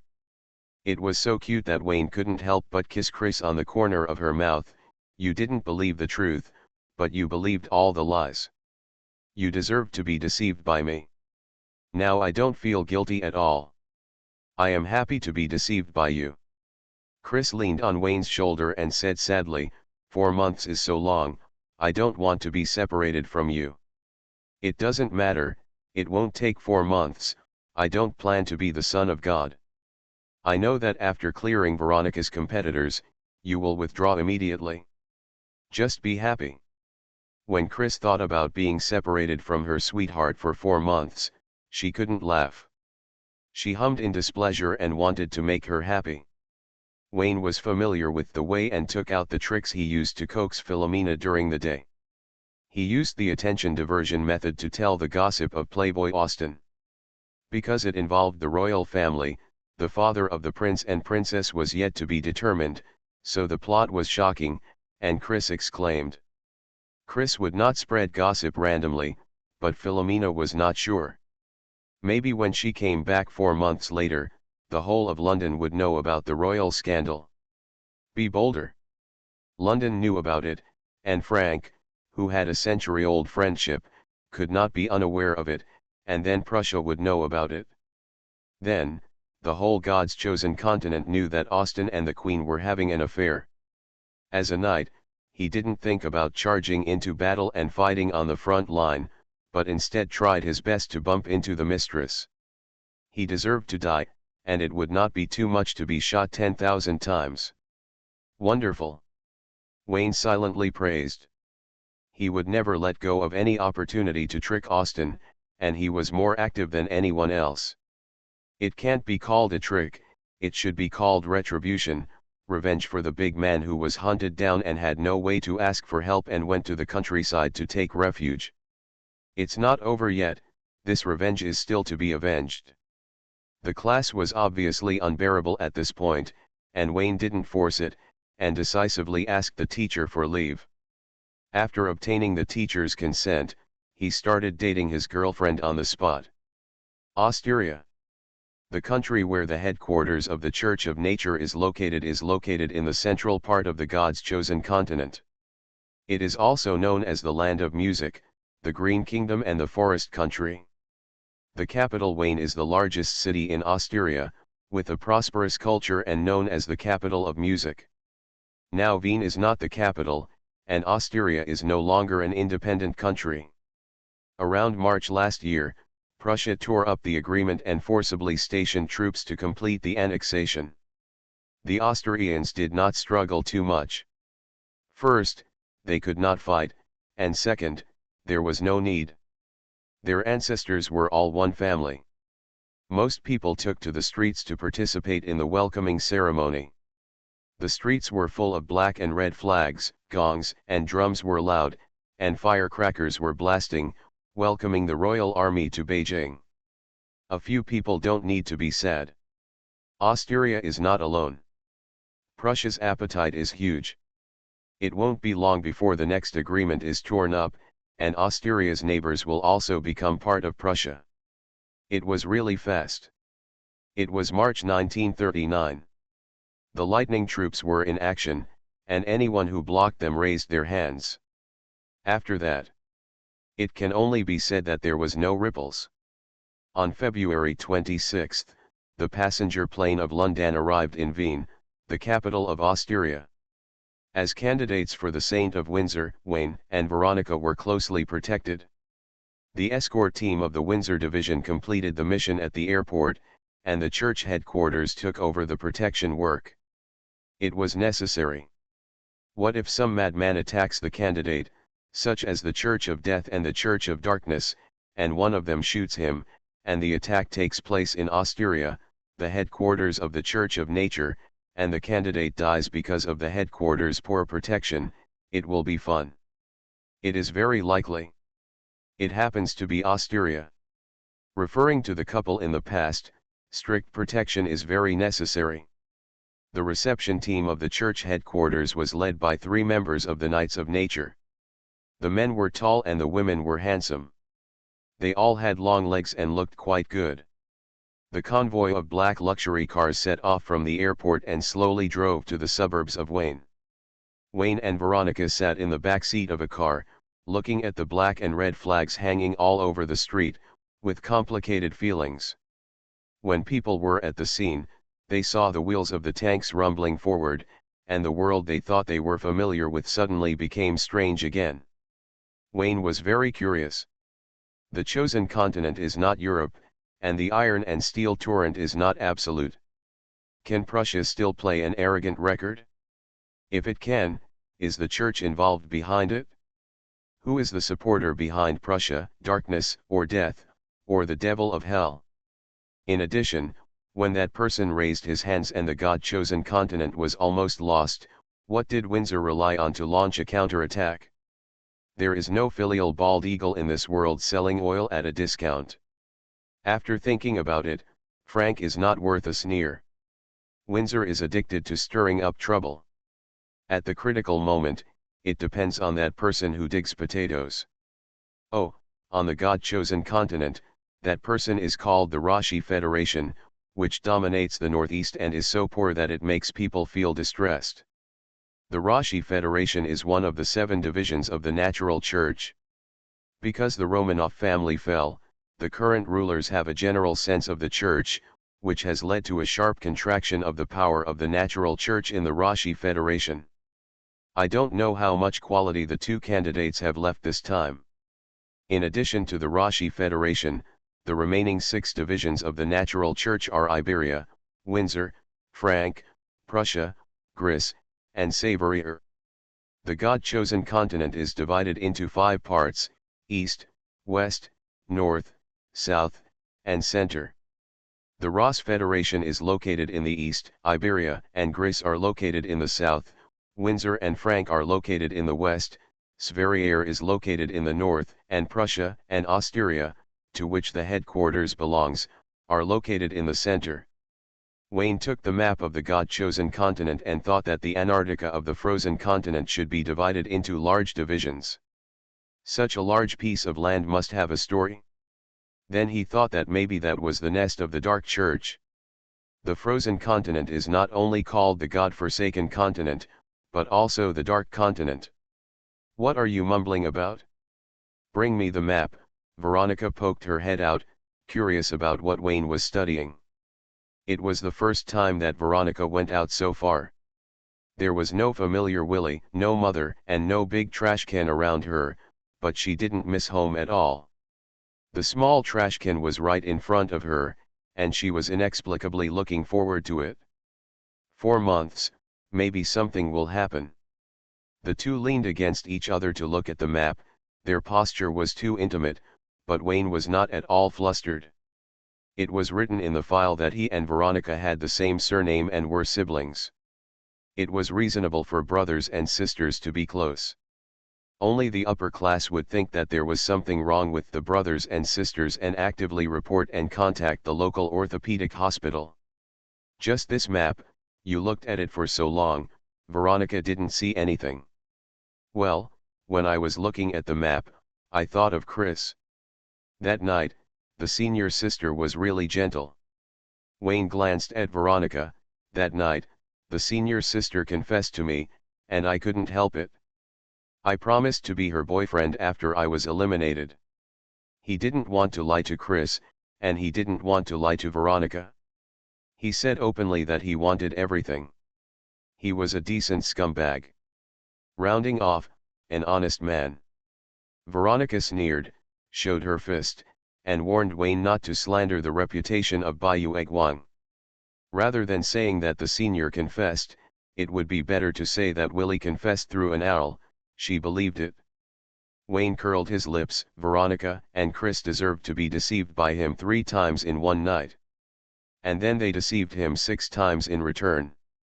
The 2 quarreled in the car, just like a proud brother and sister. The brother only knew how to bully the sister, and the sister couldn't argue, so she hit people. When the convoy left the city and passed through a certain space node, boundless darkness invaded. The driver slowly stopped the car, as it should be, as if it was supposed to be so. There was an attack. Veronica narrowed her eyes slightly, glanced at the absent-minded driver, and asked the external brain to make a decision quickly. It's not an attack, this is the method of the legendary wizard, it should be one of us. Wayne looked out the window calmly. He had experienced the same thing once. The location was in London, and Planck secretly attacked and took away the ancient silver coin in his hand in the same way. Bet 20 constitutional orders. The person who came was the old friend mentioned by Planck. I don't know who he is, but judging from Planck's smug look, he seems to be a senior executive at the headquarters. Click. The car door next to Veronica opened, and the mysterious man in a black robe gestured to the brother and sister to sit on the side, wanting to add a seat. Wayne picked up Veronica and protected her behind him, and sat in the middle of the back seat. The mysterious man calmly took his seat, and the convoy slowly drove in the dark. Wayne shrugged his nose and smelled a faint fragrance. He looked at the mysterious man's body shape with his peripheral vision. The spacious black robe was well proportioned when he sat down, and it had a built-in airbag, which was quite safety conscious. Legendary wizard. Plank's mistress? As Wayne thought about this, he saw the mysterious man raise his hands and slowly lift the hood that covered his face. A very beautiful pair of hands, the back of the hands is delicate and white, as if covered with a thin layer of luster, the fingers are slender, the nails are neatly trimmed, every detail is like carefully carved, gentle and graceful, elegant and noble. It's confirmed that it's an old lady, the little girl's hands don't have this charm. The hood was taken off, and the woman's true face was revealed. She had fair skin, beautiful features, long light golden wavy hair, and eyes as quiet as water. She smiled faintly at Wayne and Veronica. The warm spring sun broke through the darkness in an instant, and Wayne's heartbeat accelerated. He had to admit that the other party had a super high appearance that was not inferior to Philomena. "Sister, I can do it." Gulp. "No, it's embarrassing." "Wait a minute, I didn't swallow my saliva?" Wayne exclaimed softly, turned his head and saw Veronica's obsessed little eyes. "You little slut, are you done yet?" Under the righteous and critical gaze of Brother Wayne, Sister Veronica lowered her head in shame. She didn't want to do it. She was too beautiful. She lost face for the Landau family because she didn't pay attention. In addition, she will become such a big sister in a few years. A soft laugh came from their ears, and the hearts of the two siblings couldn't help but beat faster. "Veronica, Wayne, don't be so formal. We are all family." The woman slowly said, "Senna Kislana, I am Sci-fi's teacher, just call me Senna." "Teacher's teacher? Ah, you are not Gangplank's mistress. You are listening to novels at Bless Up channel. Wish you happiness and luck. Please subscribe to receive new novels. How do you feel about this novel? Please like and leave a comment." Restarting the Myth. Author, Fengchao Huang. Chapter 239. Senna is Sci-fi's teacher, and the old friend Plank mentioned is someone else. Because of the teacher-teacher relationship, Wayne's heart stopped beating so fast and he crossed it off his list of first loves. "Sister, I can't do it again. By the way, I would like to apologize to Gangplank. Although it was a misunderstanding, he did have thoughts about his mistress just now. It is all the fault of Cao, and he will not live in peace even if he dies. I'm here today mainly to say hello to you, and to give you a tool to identify your identity." Senna waved her hand and took out a wooden box and handed over 2 gold rings. Magic runes were engraved on the inside of the rings. In addition to communicating the magic power of nature, it also served the purpose of identifying one's identity. She asked Wayne and Veronica to inject their thoughts into it, and explained, "My thoughts are also in the ring. This ring is a token that can prevent someone from pretending to be me to deceive you, and it can also prevent you from being pretended to be me, and I can't identify it." According to Senna, there is a kind of magic in the church headquarters that can change the expression of one's own thinking. It is difficult for even the closest people to recognize it. It is a very clever disguise technique. Although there are not many people who know this kind of magic, it can be used as a precaution, but it is still necessary to be on guard. It's different with the ring. The 3 of them can identify each other through the thoughts stored in the ring. Even if the person with intentions changes his appearance and thoughts, the 3 of them will be able to notice it immediately. Wayne nodded repeatedly. He had been fooled once. Flora changed her mind and pretended to be a teacher, successfully deceiving him. Austin was also deceived, but he realized in time that he was not his wife, and left the scene angrily. Veronica took the ring and was about to put it on. Wayne raised his hand to stop her and looked at Senna with a smile, "A very excellent magic prop. Thank you, Teacher Senna, for reminding me.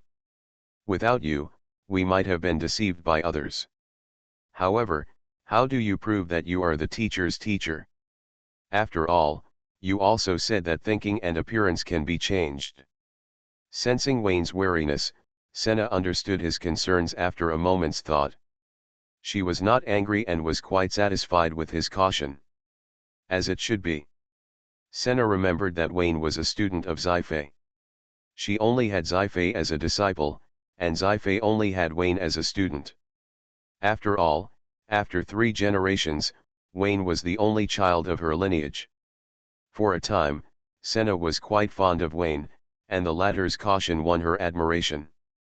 Unlike Sci-fi, I don't know what's going on now. In the past, the stupid husband was not very smart, he was willful and did not listen to advice, and he often did stupid things when his brain got hot. The most confusing thing is getting married. Now that I think about it, Senna still. Hey, this guy looks like the man who lied to Sci-fi. Senna's eyes became strange, she looked Wayne up and down, and frowned. What is your relationship with Austin? Father and son relationship, Veronica replied. Senna's face turned gloomy to the naked eye, and her highly optimistic junior immediately lost her temper. Wayne nodded. He hated Austin so much. He hated him so much that he was implicated. It was because the teacher's teacher didn't run away. This ring can be worn. Wayne gave Veronica a wink, and the brother and sister put the rings on and poured their thoughts into them. With the infusion of thoughts, Wayne saw a white space in the ring. Besides him, there were 2 illusory figures, one was Veronica and the other was Senna. Their appearance is blurred and they cannot communicate, but they can sense each other. Wayne manipulated his mind and waved to Veronica, then said hello to Senna, but received no response. Damn it, Austin, look what you've done. In London, Austin's son is a gold medal, drives a luxury car, has a reputation as a prostitute, and can do prostitution for free without paying. Without the land in London, this signboard will not work. Wayne shrugged, not intending to use sweet words to make the teacher's teacher happy. There was no need. Ziffy didn't like Senna, so he could just follow her example. I remember Sci-fi said, don't be fooled by Senna's gentle appearance. The maiden is a standard authoritarian who sees everything in the world as a dark jungle. There is only a fighting relationship between people. You fight against me. This is that. Senna's strength makes her quite extreme. She likes to control everything. She is full of arrogance towards the weak. Her gentleness and kindness are all illusions. She won't pay attention to those who are of no use value. Sci-fi is the best example. After withdrawing from the Saintess election, Senna directly deleted her contact information and pretended that she was no longer a student. What a pity for a good skin. Wayne thought of Flora. The former saint was almost a weakened version of Senna. Then he thought of Philomena. If she hadn't taken the shape of him, the high priest of the Moonlight Church might not be much better. Is it power that corrupts people, or religion that makes people stupid? Maybe both. Wayne once again lamented the horror of desire, guessing that every one of the top brass at the church headquarters had a strong affinity for the fire element. Using the theory of evolution to explain survival of the fittest, those with low desires were gradually squeezed out of the circle of power because they had no pursuit, eventually forming the current ecological circle of those with high desires. Wayne raised his brows, thinking of the dark impurities that filled Philomena's body, subtly affecting her thinking and reason. Perhaps this was the root cause. Faith makes people firm, but belief in magic does not, but drags people into the abyss. Wayne frowned and said nothing, the external brain said nothing, Veronica didn't say anything either, and the back row fell into a brief silence. Senna took the scene into consideration and was quite satisfied with Sci-fi's arrangement. Knowing that dragon blood was lacking, she sent a mature think tank to escort her. The useless student finally grew up. Senna shook her head to dispel the memories and longings. Sci-fi grew up too late, and the key now is Veronica. She said slowly, the selection ceremony of the saint has officially begun. Candidates from each major division will be randomly arranged in the mountain forest manner by the Seino River. Normally, The candidates from the two divisions live next to each other and find ways to winning them over to help them advance. It will be inconvenient for me to meet you in the future. Veronica, listen to Wayne's advice before doing anything. Just do what he says and don't do anything without permission. Wayne, I leave Veronica to you, she is your sister. When your place of residence is determined, I will give you a gift to help you strengthen yourself before advancing. Senna said a lot, and Veronica listened intently. After her mother's teacher left, she tugged on Wayne's sleeve and asked a few questions in a low voice that she didn't understand. Wayne, is it really okay for her to be so upright and help us? It's a foul. What rules? The church headquarters has regulations that prohibit candidates from using external help, so my mother did not provide us with help. External relations are external, and internal affairs are internal. The headquarters prohibits the major divisions from providing assistance, but it does not prohibit the headquarters' own people from providing assistance. These are two different things. Wayne answered Veronica's doubts one by one and pointed out the difference between the headquarters and the divisions. The headquarters sets the rules and has the final right of interpretation. The divisions abide by the rules and can only find loopholes in the rules. Veronica sighed softly. She had no desire for the saint before, but now she has no desire for her. The surrounding darkness dissipated and the driver's consciousness returned to normal. The convoy of black limousines drove along the Seine River and arrived at the manor deep in the mountains and forests. The candidates rested here together, and two candidates from the same district lived in a villa, like the Landau brother and sister. Due to space barriers, candidates cannot get together at the same place. They enter and draw numbers to determine their own villa, and candidates from another district are randomly selected as neighbors. Wayne was lucky enough to let Veronica draw a lottery number and get the villa number 4, where he moved all his luggage. The manor is located halfway up the mountain, surrounded by dense vegetation. It is still lush in the cold winter. The sun shines between the mountains and forests, illuminating the mottled tree shadows, and the air is filled with the fresh fragrance of vegetation. From a distance, you can see the quietly flowing Seine River. The breeze blows, the river surface ripples, and every corner is the purest and most peaceful sound of nature. Wayne felt great and looked at another villa a few hundred meters away, wondering when would be a good time to visit. I'm not familiar with it, so it's inconvenient to go there in broad daylight. It will be better at night. If we can catch the saint candidate out of the bath, we can be honest with each other. It doesn't matter. If you are brave, the candidate next door will become a saint. Veronica also felt great. There were only her and Wayne in the villa, and there was no Willie who was constantly seducing other people's fiancés. She was in a good mood and liked everything she saw. Just as she was feeling happy, she suddenly remembered that she and Wayne were alone in the villa. If the lecherous and bestial nature got out, she would be in bad luck. Ahem. Veronica clenched her fist and coughed lightly, then warned, "We are brother and sister in the file. Be honest and don't do anything inappropriate, otherwise I will beat you to death." Brother and sister can do anything outrageous. Brother, I will only feel sorry for my sister. Wayne complained. Veronica was a standard first love girl, afraid that he wouldn't come and afraid that he would mess around. She was obviously looking forward to it, but she had to pretend not to care.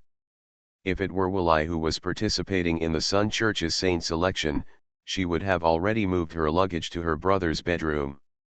On the first day of Willie's absence, Wayne missed her a little. And Chrissy, Philomena, Mona. All thought about.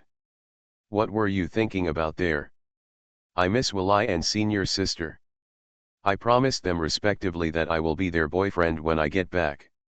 Wayne has great ambitions, good sisters. I won't allow you to have boyfriends and your own lives and then drift apart. We used to be a threesome, and I will let you be a threesome in the future. Veronica. Even though he knew that the social trash was deliberately provoking, he couldn't help but feel angry. On the first day of Whaley's absence, he wanted to hit her. Veronica shook her fist and sneered twice. "Hey, you didn't punch me today. Are you motion sick?" Wayne said cheerfully, "You don't have to suppress your nature. It's normal for brothers and sisters to mingle. It can be explained if someone sees it." With that said, he lay down on the sofa and waited for Veronica to ride up. He was familiar with this position, he had always lied like this before. In order to match the domineering Veronica, her face was 3 parts desolate, 3 parts helpless, 2 parts expectant, and 92 parts resigned to being bitten by a dog. Snort. Veronica was not fooled and insisted on being a lady sister, saying, "You can make fun of Willie, she has always had thoughts about you, but senior sister can't, she is a good person, you can't say bad things about her behind her back." He is indeed a good person, not only elegant in conversation, but also excellent in conduct and learning, and repays his kindness with a spring of water. Wayne raised his brows and thought about it. "Veronica, Willie is not here these days. I hold Chris to sleep every night. If you don't believe me, you can call and ask." Veronica couldn't help it, so she rode on the trash can and punched him in the face. "Again, don't slander the reputation of Bayou Egwang." Wayne held Veronica's legs to help her stabilize her lower body so that she could punch better. He had seen that the junior admired the senior and there was some unspeakable affection between them. It was understandable that the teacher had been away from home for many years, and Veronica had few friends. The clever and brave Willie could only be a bestie, and could not act as a close sister to make up for the lack of love for Veronica. The gentle, kind, and caring Chris appeared in Veronica's world, more or less filling a part of it, like a white moonlight that dispelled the darkness, and had an extraordinary meaning to Veronica. Wayne thought that if he hadn't appeared in time, if the teacher hadn't returned to work in London, if things had continued at this pace, the senior and junior would have been in love with each other. It was a night of thunder and lightning. The trio had a drinking party. Willie was bullied and knocked down by a punch. Veronica, who was drunk. The rendering material was insufficient, and Wayne could not imagine too many details. He had never seen the scene with his own eyes. As he thought about it, the familiar materials were automatically added. He rubbed his hands and climbed into the house through the window. He was invited by Chris to join in. The thunder struck the woodshed, and the good sisters were covered with a quilt. "Hey, hey, hey." Bang. Veronica punched Wayne in the face and said disdainfully, "What are you thinking about? You are laughing so obscenely. I miss you." "You lied." "I miss my senior." "You still say that." Veronica was provoked and got angry. She continued to repair the trash can with normal attacks. She firmly believed that Chris would not steal her things. Everything was a rumor spread by social garbage to try to discredit the black moonlight. "You don't believe my lies, and you still don't believe my truth, so my truth is in vain." Wayne glanced at Veronica, and seeing that she didn't believe him at all, he took advantage of the victory and squeezed a few more words. "If you have the ability, keep insisting. If you see me and Chris kissing in the future, you'd better not get angry." Veronica refused to accept and vowed to defend the pure Bayou Egwang to the death. The conversation gradually became intense and the atmosphere reached a fever pitch. Wayne walked through the map, revealing a gleaming dagger, his face flushed, and he looked like a gambler. "Anyway, you don't believe me no matter what I say, then you sign a contract, and if you have the ability, don't get angry when the truth comes out. Let's sign it. If not, you have to apologize to the senior sister in front of me." Veronica shouted loudly, her eyes red, and asked Wayne to write down the bet and signed her name. 2 copies, signed and sealed, both of them felt stable. Wayne was satisfied, uncovered the previous one, hugged her slender waist and said sweet words, and leaned forward to kiss her head. Bang. Go to hell. Kiss the fist. That night, Wayne changed into clean clothes and took Veronica to visit the neighbors next door. I warn you, don't flirt with other candidates, and don't say any beauty tricks. This trick can't fool me. Veronica walked on the mountain forest path, warning social scum not to mess around. Putting aside the bodyguards arranged by the division, all the saint candidates are talented, and appearance is also one of the criteria for assessing talent. In other words, all beautiful girls. Sister Veronica, I have always been talking about it. Except for you three, I have never actively pursued others. The crystal ball has proved my innocence, Wayne answered skillfully and sighed aggrievedly. Veronica didn't listen and warned again. When she came to the door of the neighbor's house, she pointed at the house number and said in surprise, "Why is our villa number 4 next to number 8? Where is number 3? 1 and 2, 3 and 4, and so on, how come the neighbor of number 4 is number 8? Who said that room 1 must be in room 2? Wayne started to speak subconsciously, but stopped midway and changed his words, "Who knows? Maybe it's the headquarters arrangement. Nothing is absolute in the world. Write it down. It may be the passcode for the selection of the saint." He took 2 steps forward and knocked on the door. Soon, the door opened gently. The handsome young man looked at Wayne and was stunned. "Man. The bodyguard next door? X2. The young man has a striking handsome appearance, dark brown hair naturally curled, and a unique temperament between his eyebrows. Maybe melancholy?" Wayne couldn't understand it. He was always very happy and didn't know what melancholy was. I won't go into details about the specific appearance. There's nothing much to say. The appearance is not much different from his. Just say handsome boy and it's over. "Hello, I'm Wayne, the candidate living in Villa number 4, Wayne Landau, and this is my sister Veronica." Wayne extended his hand politely with a bright smile. His personality is a sunny and cheerful big boy who doesn't know how to scheme. Why is room 4 next to room 8? Besides, Windsor language. The young man was puzzled, and politely shook Wayne's hand and responded, "Alex Landau, it's an honor to meet you.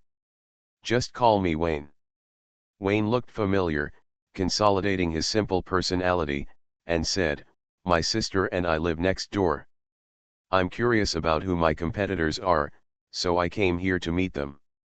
I hope I didn't disturb your rest." "No, my sister and I just arrived and are packing." "What a coincidence, you are also brothers and sisters here."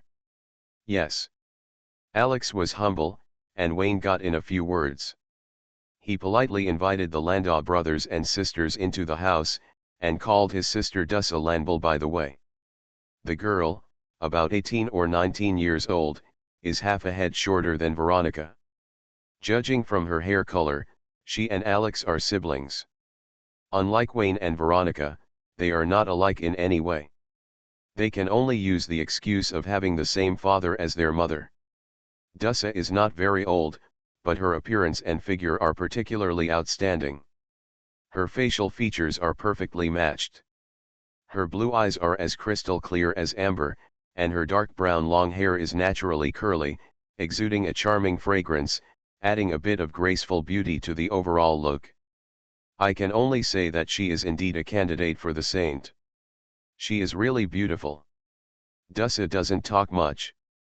Like Veronica, she stands behind her brother. She is honest, well-behaved, and very reserved. The two brothers have a conversation. Alex introduces himself. He and Dussa represent the Frank division to participate in the saint selection. He hopes to have the opportunity to cooperate in the future. Of course, I like Frank food the most. Wayne switches to Frank proficiently and says enthusiastically, "Winning or losing is not important. What matters is participation. Long live friendship." Veronica tilts her head. It's the first time she knows that Wayne can speak a foreign language. "Where did you learn that a social scum can know a Frank beauty?" The two brothers chatted for an hour. Alex had a very good impression of Wayne and gave him a score of 90, saying that he was a humble and elegant noble gentleman. The reason why it was not full marks was not because he was afraid that Wayne would be proud, but because Wayne was too enthusiastic and he was not good at dealing with such a familiar person. Alex, this is Prussia's territory. There are 4 candidates from the headquarters plus 2 candidates from Prussia, a total of 6. They are strong and powerful. We are definitely not their opponents if we act alone. Wayne analyzed the interests and said sincerely, for the sake of 100 years of friendship, let's form an alliance. Are you sure there is 100 years of friendship? X3. Alex was silent for a moment. Seeing that his sister did not speak, he probably acquiesced. He nodded and shook hands with Wayne tightly. For the sake of 100 years of friendship, form an alliance to fight against Prussia. In the current international environment, the 100 years of friendship can be put aside for the time being. Anyone can win, except Prussia. Restarting the Myth. Author, Fengchao Huang. Chapter 240. Alex watched the Landau siblings leave and shook his head slightly. They were too enthusiastic. He was not suitable to deal with such people. Diamond suit, diamond suit, diamond suit, diamond suit. Why did you agree to form an alliance? Dussa kicked her brother. That guy named Wayne is not honest. Don't talk to him anymore. You are not on guard at all, otherwise you will be sold out by him without knowing it. Alex nodded. His sister was smart since she was young. She said Wayne was not honest, and she must be not honest. And that Veronica, the relationship between them is weird. Dussa kicked her brother again, frowned and didn't know how to describe it. She gestured a few times. It's like siblings but not like siblings, it's very strange, maybe they are cousins. What's the difference? Wayne protected his sister to become a saint, and Veronica is the real candidate. It's enough to know this. Alex told his sister not to think too much. At least Wayne was right. This is Prussia. The 6-member group will work together to clean up other candidates. If you don't want to be eliminated early, you must form an alliance. The arrangement of the villa also proves this point. The headquarters hopes to see the fight escalate so as to decide the best saint. That's right. Dussa nodded in agreement. With Prussia's powerful enemy approaching, the century-old friendship between Windsor and Frank is indestructible. The only way to go is to form an alliance. You can trust them in the early stage of the alliance, but forget about it in the later stage. Don't invest too much emotion and really treat the other side as a friend. Dussa warned her brother, and then changed the subject. Try to talk to Veronica more. Don't waste such a handsome face. If you can make her give up voluntarily, my chances of winning will be greater. Alex smiled bitterly and looked more melancholy. Before he could refuse anything, Dussa added, and Wayne, he is too enthusiastic about you. After all, he is a Windsor. If you work harder, you may be able to take down both of them. The smile on Alex's face froze. Now he was not melancholy, but depressed. Speaking of the Landau siblings, Wayne returned to the living room, brewed a pot of black tea, and said while stroking his chin, that guy named Alex is easy to deal with. Let's talk a little more. If I sell him, he will have to count the money for me. Pa. Veronica slapped the hand on her chin off and punched Wayne in the chest. Wayne took the opportunity to pull her into his arms, but after a while, Veronica pushed him away with a red face. Don't mess around, what if someone sees you? That makes sense. Wayne nodded in agreement, and then pulled up his tiger skin. But Teacher Senna said that you should listen to me obediently. You should do whatever I tell you to do. Come here and let your brother hug you. I'll give you a punch. As Veronica thought about this, her fist had already hit Wayne in the face. Wayne covered his nose and hummed, it's hard to become the son of God. Even if Alex is as handsome as me, he is Dussa's bodyguard. Referring to his peaceful personality, he is also Dussa's thug, and his strength will be very strong. Veronica turned her head and laughed secretly. Forgive her for being straightforward, Alex is much more handsome than social trash. What are you laughing at? Wayne rolled his eyes. What's the use of being handsome? He can only move 1 square at a time and can't get out of the range of the 9 squares. He is different. Sometimes he is a car, locking the target and stepping on the accelerator, sometimes he is a cannon, ignoring the impregnable defense line, sometimes he is a horse, moving and humming. I'm not laughing.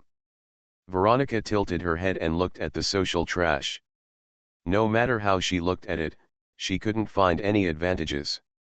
She wondered why she liked this kind of stuff. Forget it, anyway, I like it, so let it be.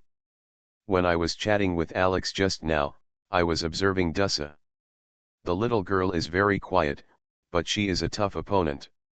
Don't talk to her if you have nothing to do, so as not to be deceived by her, Wayne reminded. Don't underestimate yourself.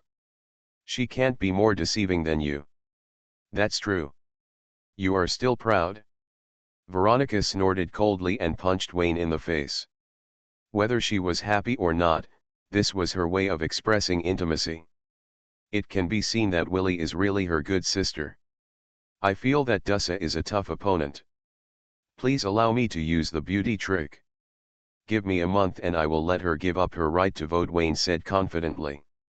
What about other candidates? Are you going to use this trick too? Veronica taunted. Wayne pondered for a moment and said seriously, let's see. If there is enough time, I may be able to take them all down. Bang. As expected, he was punched. Time flies and it's March. Being in the headquarters of the Church of Nature, Wayne restrained himself somewhat and did not dare to be too close to Veronica. The limited physical contact was maintained at the level of brother and sister. The brother was responsible for provoking anger, and the sister was responsible for physical contact.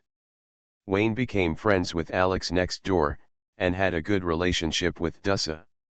He noticed Dussa's vigilance but ignored it, and continued to consolidate his sunny and warm big boy personality. On this day, 2 postmen came into the manor and delivered letters and parcels to 2 villas respectively. Wearing the thinking ring, Wayne stared at the postman in front of him with a pair of dead fish eyes. He was tall and strong with tendons, just like the big guy of the Church of the Sun. The ring told him that the postman was none other than Senna, the teacher's teacher. Coach, I want to learn this. Wayne looked at the postman's pectoral muscles and was very greedy. He wanted this magic. Akito doesn't tell secrets. If he learns this trick and dares to transform into Austin and go to find the Queen, he will know if they are having an affair. The package comes from Lundam, just sign here. The big postman winked at Wayne playfully, which made Wayne's balls ache. He hurriedly accepted the package and closed the door with a bang. The postman smiled slightly and quickly left the manor. From behind, the postman delivering letters to Villa number 8 followed. The 2 looked at each other and each put away their disguises. Senna is wearing a black robe and has a beautiful face. Facing her is a mandrill. The big monkey is tall and strong, with strong forelimbs and sharp claws. It has gray hair covering its whole body and the bright stripes on its face are particularly eye-catching. It turns out to be the Oracle High Priest Senna. Why, after the last failure, you have found a new goal, the mandrill spoke human words, with a strange tone and a voice like a ghost. Senna did not answer directly and said, Great Prophet Tubi, it is a bit unexpected that you would be interested in the saint. The Oracle High Priest is the top administrative executive at the headquarters of the Church of Nature. His status is second to the Pope and he has great power. The Great Prophet is a high-ranking official in the Natural Church headquarters. His status is equivalent to that of the Pope. He has the right to speak but does not have absolute real power. His daily job is to convey God's will. The gods here do not refer to the goddess of nature, but to the 3 subordinate gods of the goddess of nature. The goddess of death has 3 subordinate gods and 3 agents, the observer, the judge, and the executor. The same goes for the goddess of nature. Her three agents are the prophet, the dreamer, and the destroyer. Referring to the names of Kong Shen, it is not difficult to find that the two goddesses are in direct opposition to each other. Even Kongshen's responsibilities are very similar. They are mortal enemies. By the way, in terms of status, the saint is not inferior to the Pope and the great prophet. She listens to the oracles of the goddess of nature, and her duties are slightly superior to the Pope. However, after 20 years of change, the new person is helpless. Without fist power, there is no power.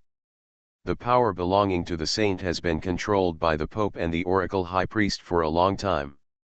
The Oracle High Priest and the Pope have a direct superior-subordinate relationship, while the saint and the great prophet are independent, which has a sense of separation of powers. In fact, this is not the case. The Pope has great power and is qualified to mobilize all members of the natural knights except the leader. The saint and the great prophet, the former conveys the oracles of the goddess, and the latter conveys the oracles of the three major agents. If they do not open their doors for 3 years and only open one sentence, they cannot check and balance the Pope and have no power to check and balance the Pope. As a result, the person who checks and balances the Pope becomes the subordinate of the Pope, the Oracle High Priest. There is only one Pope, the top leader of the Church, and the number of oracular high priests varies, with a maximum of no more than 5. Because there is no change in the Pope, the Oracle High Priests have to wait until the Pope retires if they want to take over. There are only 2 situations for a Pope to retire, one is to go to the kingdom of God, and the other is to run out of life. The second type will not be considered, and only the first type will be considered. The current Pope has been in office for 100 years, claims to be in his prime, can serve the Church for another 100 years, and insists on staying on earth. Pope, I finally got to this position. I have only been sitting here for 100 years, and my butt is still not warm. If I leave now, I have not endured it in vain. Oracle High Priest, what do you mean, let us survive for another 100 years? Don't worry about scarcity but worry about inequality.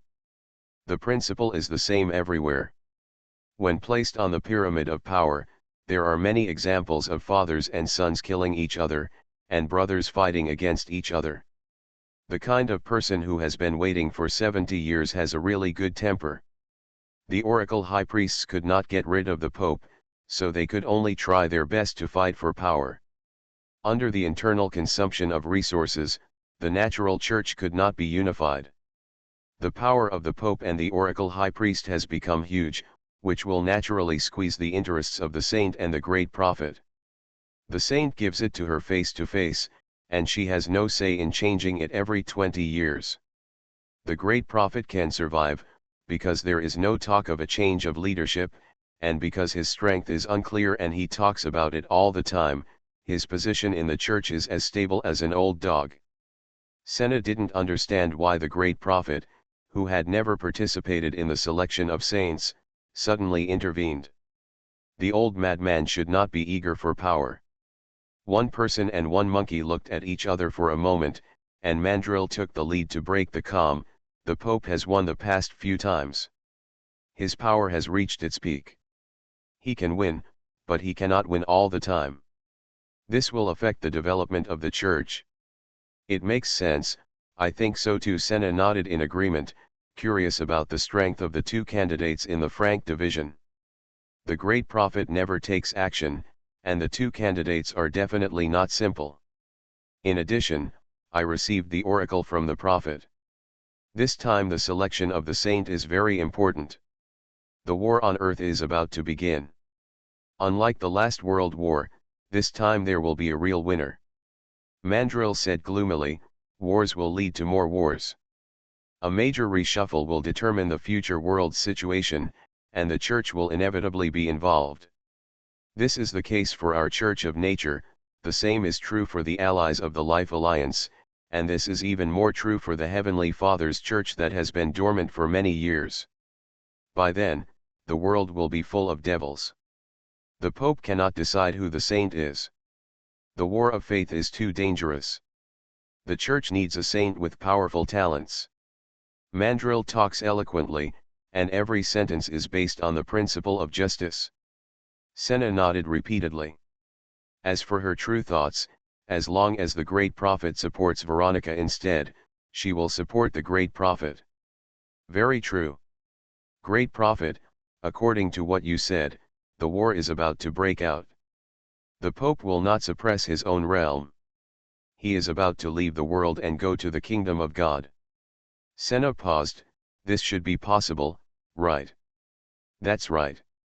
The Mandrill affirmed, the Pope will not stay in the world for too long, unless he does not care about his own life. In the next few years, the Church will re-elect the Pope. So, who does the great prophet think is more suitable? I think High Priest Senna is very suitable. You have paid a lot for the Church, and you have extremely powerful strength. You are also a person favored by God and have dragon blood. The Mandrill boasted. Great prophet, who else have you said similar things to? No, only you. That means there is one more. Let's make a bold assumption that all the oracle high priests have said it. Senna smiled and nodded, and began to brag about business with the great prophet. The two finalized the alliance and reached an alliance relationship at the speed of light. After the bragging, they turned around and left. The contract written in black and white can still be torn up, but the verbal contract. I can only say that it is better to have it than not. At best, it is a verbal promise, similar to paying back the money in a few days. Villa number 4. Veronica was wearing an apron, preparing afternoon tea in the kitchen.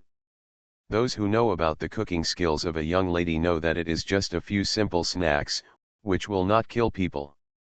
In comparison, Willie is simply a good wife, with superb cooking skills, and everything she cooks is delicious.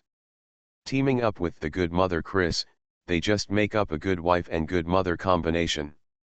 Wayne came to the restaurant with the package, and after opening it, a bottle of dragon blood came into view. Veronica, I have something good to show you. Wait a minute, wait until I kill these eggs. Wayne didn't understand, and didn't dare to say or ask. He silently hid the dragon blood in his sleeves and looked through the other things in the package. Several books, several maps, a letter, 2 black tights, and a handbag full of magic gems. Wayne spread out the tights and studied them. The black texture felt cold to the touch, and the fabric was suspected to be magic metal with excellent ductility. There were men's and women's styles, and he and Veronica just happened to have one each. After opening the letter, the first line is a detailed description of the tight uniform.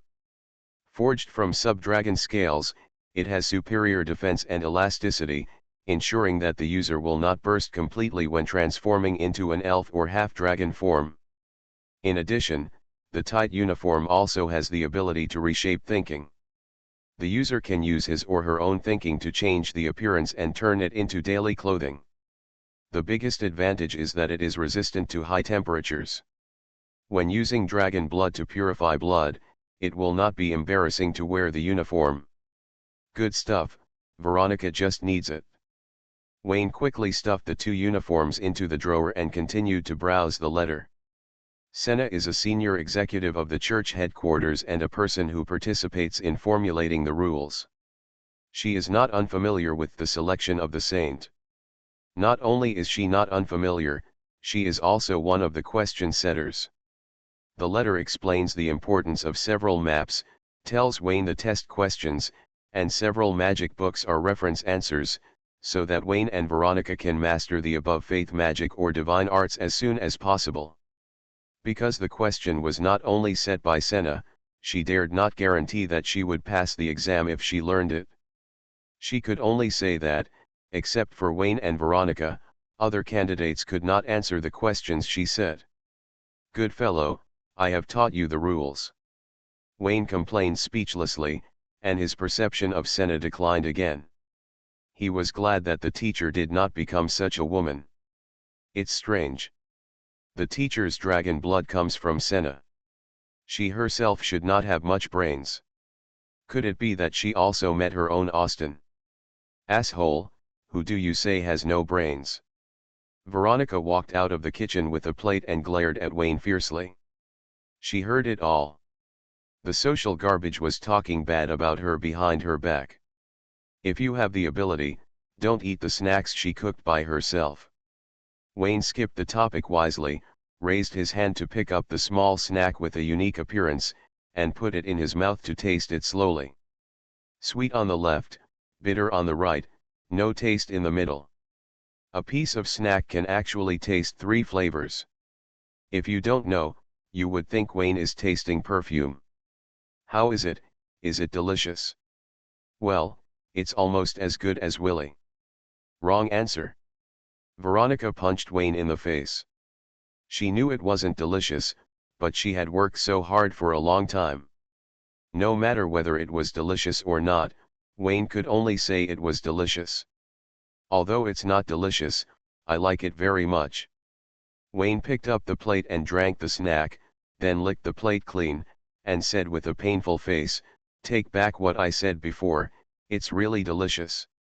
"That's more or less." Veronica snorted coldly, picked up the map and looked at it. "What are these? Are they teaching materials for passing the level?" "Almost, after all, we have someone above us." Wayne put the letter away and walked quickly towards the basement. "Come with me, there is one more thing that cannot be revealed, so as not to be seen by the 2 guys next door." Speaking of this, he was curious about what was in the package next door. Seeing Wayne's solemn expression, Veronica quickly followed him, looking back at the plate that was licked cleaner than a dog, and her steps were slightly excited. In the basement, Wayne turned on the wall lamp, pretended to draw a magic circle on the ground, and then turned back suddenly and opened a container of dragon blood. Veronica's pupils shrank suddenly. She never expected that she would be calculated by social scum again. 3 times, 3 consecutive routines, she didn't defend once. The flames swept down, and Veronica bathed in the flames without a trace, staring blankly ahead, and gave up thinking directly. Wayne looked around and was amazed. It was worthy of him. After just a few days of taking care of her, the dragon blood girl grew strong. The growth is gratifying, and the future is promising. "Hey, I've been watching for a long time, why didn't you curse today?" Wayne waited for a long time, but didn't hear the poor vocabulary, so he hurriedly urged. He knew that Veronica, who had evolved many times, could now speak. "My mother told me not to reward you casually." Veronica cast a contemptuous look, as if looking at a wet garbage. "Teacher, what did you teach Veronica? Austin is Austin, and students are students. How can you draw an equal sign?" Wayne looked depressed. Seeing Veronica's smug look, he snorted immediately, walked quickly to the living room, and took out the battle suit woven with Asian dragon scales from the drawer. He put on the men's style, touched Veronica, and was not burned by the flames. He hugged her from behind openly. Where did you get the clothes?" Veronica's tongue twitched, and she moved her neck with difficulty. She looked down at Wayne's big pig's hoof, and then looked at the female combat uniform placed on the chair, and immediately figured out the origin. The combat uniform was sent together with the dragon blood. Veronica was furious, angry, and furious. After the 3rd dragon blood enhancement, she could move her limbs, turn around in slow motion to knock down the social garbage, ride on it and start repairing. Pervert. Scum. Bastard. Trash. Go to hell. Go to hell. The reward may be late, but it will never be absent, and it will even be doubled due to the delay.